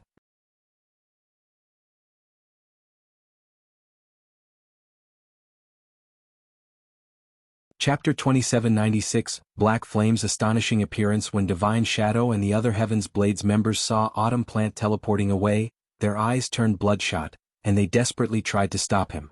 Unfortunately, none of them managed to break free of their restraints, and they could only watch helplessly as the scene before them continued playing out. Damn it. At this moment, Divine Shadow couldn't help wondering why Autumn Plant had managed to get promoted to Tier 4. In terms of combat standards, Autumn Plant couldn't even rank within Dragonheart Island's top 20. The only advantage he had was his race as a half-elf, which granted him a slightly better affinity with mana. However, the promotion quest of half-elves was also much harder than that of humans. For the sake of balance, races with strong talents in God's domain would often find their talents becoming shackles that prevented them from advancing. Hence, not many players were willing to convert to other races. Only those with incredible willpower would take this risky path. As proof of the limitation of other races, Autumn Plant had gotten promoted to Tier 3 slightly later than players of similar levels and combat standards. Yet he was actually the first to reach Tier 4 on Dragonheart Island. This situation was simply unbelievable, no matter how Divine Shadow looked at it. In reality though, Autumn Plant's promotion to Tier 4 was a complete accident. It wasn't something he had actively sought to accomplish. Instead, his promotion was related to the legacy of his hidden class. Vice Commander, we don't have many horned eagles. Aside from the two of the other Vice Commanders remaining on Dragonheart Island, the only other horned eagle I can think of belongs to the missing team leader, Uluo, Cleansing Flame said worriedly as she looked at the approaching horned eagle. Could that person flying toward us be team leader Uluo? It should be, but it's useless to say anything now, Divine Shadow said, smiling helplessly. If we can't do anything against Autumn Plant, what more can Uluo do? At this time he no longer held any hopes of Uluo escaping. It might have been a different story if Uluo were a scout class, but as a cleric she wouldn't notice Autumn Plant's rapid approach before it was too late. That's right. Now that Autumn has taken action, they can't escape. You should just obediently follow us back and persuade your commander. At this time, a blue-clad woman suddenly appeared beside Divine Shadow and the others, giving Cleansing Flame and the others a scare. This female ranger was none other than Ink Feather, another one of Warblood's 4 great vice commanders. I never thought that Warblood would send 2 of its vice commanders just to stop us. What an honor, Divine Shadow said provocatively as he looked at Ink Feather. Shadow, there's no point in inciting me. Sneering, Ink Feather said, even without Autumn here, do you think you can escape me? You should know very well that if we were to fight, I would have a greater chance of winning. Not to mention I am more proficient at hunting down targets. At Ink Feather's words, Divine Feather stopped speaking. As a domain realm expert himself, he had to admit that Ink Feather was powerful. Previously he could still beat her when she had yet to reach the domain realm. At present however, not only was Ink Feather in the domain realm already, but it was even rumored that she had obtained a fragmented legendary bow. Her strength was incredibly close to catching up with Tier 4 existences. Hence, in an actual confrontation, the chances that he would lose were indeed very high. You don't have to worry. Uluo won't be in any pain. Looking at Divine Shadow and the others, Ink Feather smiled faintly and added, she'll soon be like you. Once within Autumn's sight, nobody can escape. Afterward, Ink Feather and the other Warblood members shifted their gaze toward Autumn Plant, who had already popped up before the horned eagle. Upon noticing Autumn Plant, the flying horned eagle felt uneasy and came to an abrupt stop, looking at the Tier 4 Great Wizard with fear in its eyes. I don't know whether to call you bunch brave or stupid to approach while riding one of Heaven's Blade's horned eagles, Autumn Plant said, smiling as he looked at the 4 cloaked figures atop the flying mount. At this time, Only 3 people in Heaven's Blade possess a horned eagle. Of the 3, 2 are still hiding inside Dragonheart Island. Even if you don't reveal yourselves, I can guess that one of you is that missing team leader, Yuluo, right? Warblood had conducted a detailed investigation into Heaven's Blade's organizational structure after forcing the latter to disband.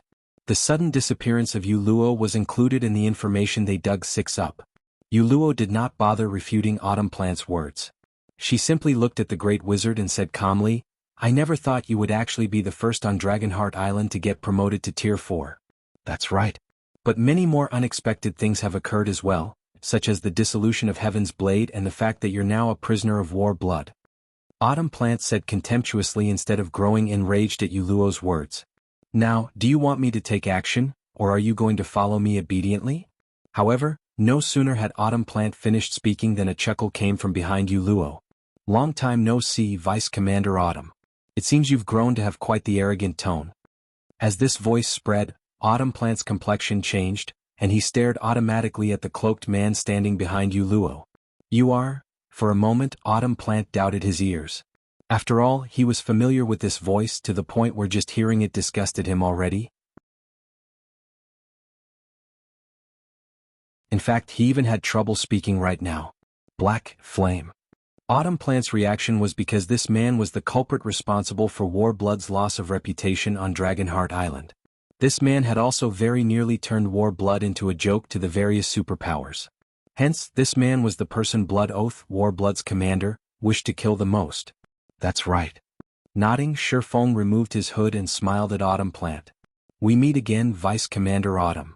The instant Feng removed his hood, a wave of restlessness spread through the Warblood members spectating the situation from a distance. Heaven's Blade's members were similarly astonished to see Feng. Black Flame was currently a big shot that everybody in God's domain knew of. He had thoroughly risen to fame during the reserve seat competition as the first player in God's domain to reach Tier 4.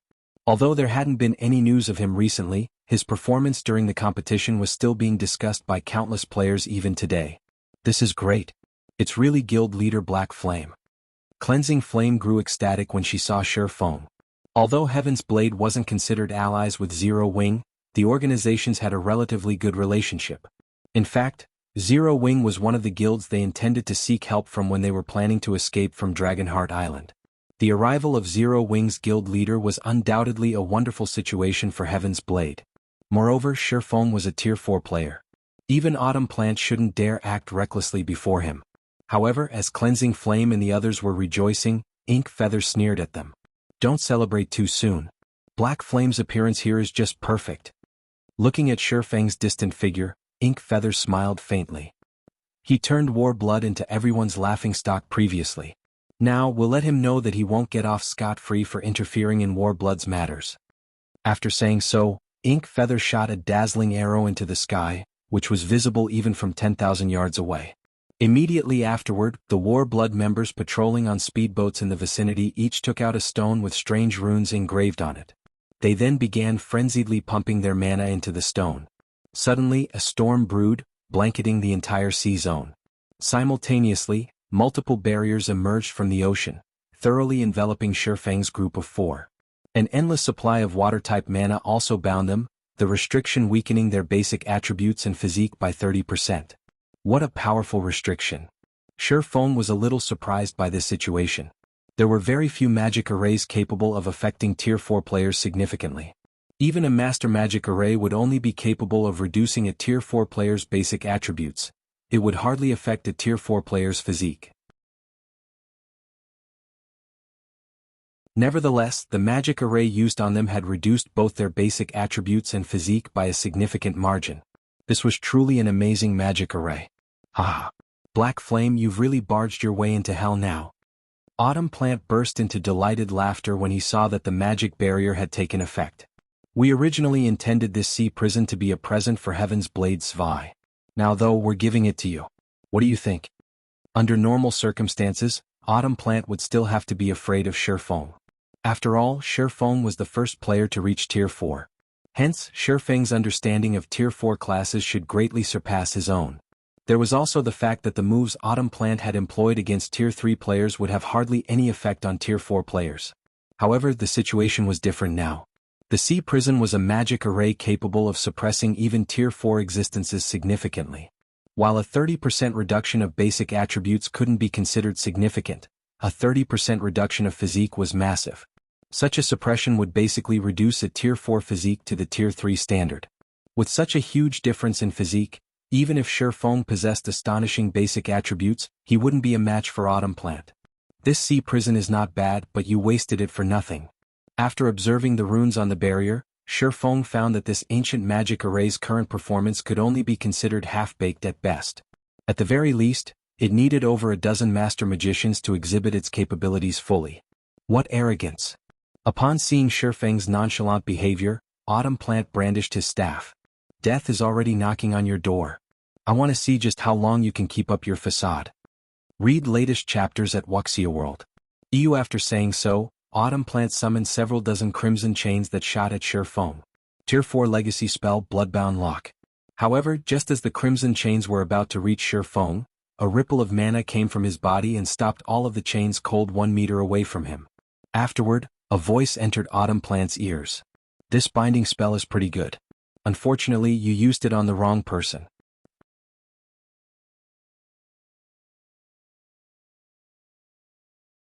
Chapter 2797, Splitting the Sea. As soon as Feng finished speaking, the War Blood members spectating from a distance couldn't help gaping in shock at the scene playing out before them, their minds refusing to accept this was true.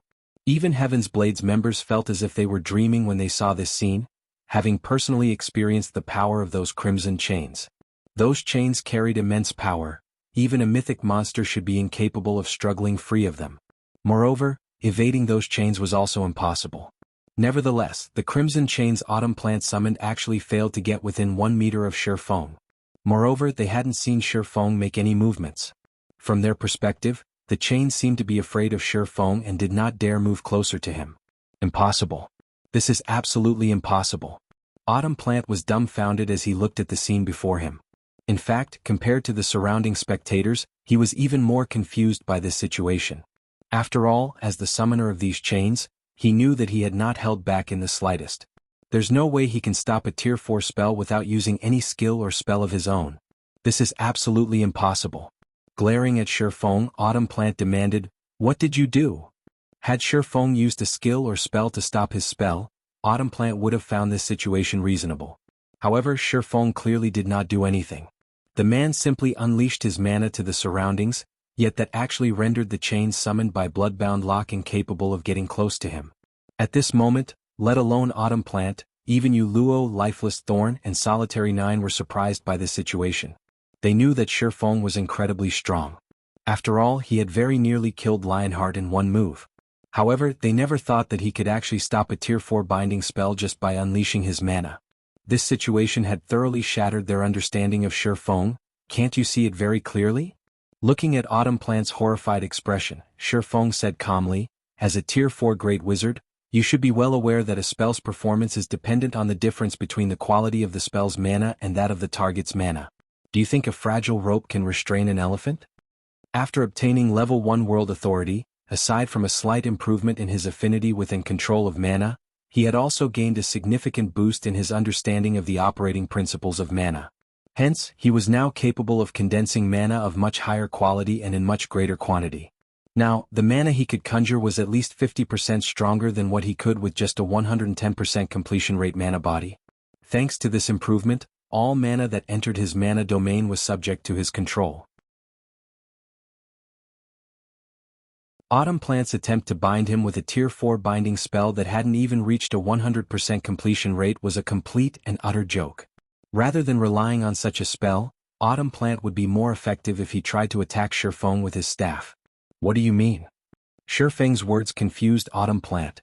A spell's performance was indeed dependent on the quality of its mana and of its target's mana. However, he was currently a Tier 4 Great Wizard. The spell he used was also at the Tier 4 standard. How could his spell not have any effect against a player of the same tier? What do I mean? Feng shook his head in disappointment. He had already given Autumn Plant a clear explanation, yet the latter still failed to understand the cause of his failure. Alright then. I'll just let you feel it yourself. As soon as Feng finished speaking, a ripple of mana spread out from his body. The space within a 1,000-yard radius of Feng darkened. When looking at this darkened region from a distance, one would even see space within this region warping. Caught within Feng's mana domain, Autumn Plant suddenly felt his mind turning sluggish. He also felt as if his body had fallen into a mire, as the ambient mana had undergone a complete change. At this point, the mana around him couldn't even be considered mana. Unlike normal mana, this mana felt dark, murky, and silent. Surrounded by this mana, Autumn Plant very nearly retched in disgust, his complexion turning incomparably pale. No. This is impossible. How can you have such mana? When Autumn Plant looked at Feng now, his eyes were filled with fear and madness. He simply couldn't fathom how there could be such a person in this world. Meanwhile, upon seeing Autumn Plant rambling on like a lunatic while looking at Feng, Ink Feather immediately contacted him. Autumn, what happened on your side? Ink Feather stared at Autumn Plant's crazed behavior in confusion. Do you need our help? Autumn Plant had clearly been normal just a second ago. However, as soon as the dark space appeared, he began behaving abnormally. No. Run. Run quickly. Autumn Plant urged frantically when he received Ink Feather's call. He's not human. He's not human at all. Not human? What do you mean? Ink Feather grew even more confused at Autumn Plant's words. His mana is too terrifying. We are absolutely no match for him. Autumn Plant exclaimed with a horrified expression. You need to escape quickly. Immediately notify the commander and have him contact Secret Hand. Only Secret Hand can go up against him. Notify Secret Hand? Is there a need to go that far? At this point, Ink Feather suspected that something was wrong with Autumn Plant's mental state. Their opponent was only a Tier 4 Sword Emperor. Even if Feng was indeed the first player to reach Tier 4, there shouldn't be any need to seek help from the Secret Hand Association, the largest NPC force based on Dragonheart Island. After all, Warblood still had plenty of trump cards in reserve. Even if they couldn't get rid of Feng shouldn't think of breaking out of the sea prison. Hostile players caught inside the sea prison would have their stamina and concentration drained rapidly. Even a Tier 4 player wouldn't last more than 10 minutes within it. And if a player's stamina and concentration zeroed out, they wouldn't be able to move their body at all. They might even die outright. Hence, even if their team was no match for Feng in a frontal confrontation, they could still whittle him to death inside the sea prison. When Ink Feather showed no intention of listening to his words, Autumn Plant felt like he was about to go crazy. No. Listen to me. You don't know just how P-11 before Autumn Plant could say anything more, Feng finally took action. Read latest chapters at Wuxia World. EU the swordsman unsheathed the abyssal blade, raised the magic weapon slightly, and executed a vertical slash at the space in front of him. First sword light shadow. Suddenly, an illusory greatsword several hundred meters long appeared in the sky and fell toward Autumn Plant, leaving a dark void that divided the world into two in its wake. Before anyone could react, the sea prison trapping Feng's group split in half, and a massive void spanning over 1,000 yards opened up in the ocean. Seawater then flooded into the dark void, creating spectacular waterfalls. Surging waves carried the nearby ships toward this spatial tear, and the ships that fell into the void had their crews instantly vaporized. The 1,000-plus Warblood members maintaining the sea prison's magic array spat out blood on the spot and fell into a mentally weakened state. It was evident that they had suffered a severe backlash from the barriers breaking. Meanwhile, a dark void had replaced the area Autumn Plant originally occupied. As for Autumn Plant himself, he was nowhere in sight. You're tuning in to the Han Lee's Wuxia Adventures YouTube channel. We're so grateful for your support, and don't forget to subscribe to join us on this incredible journey through captivating stories. Your generosity through donations truly makes a world of difference, as it's the primary source of revenue that allows me to expand and enhance this channel for you. Thank you from the bottom of my heart for being a part of this adventure.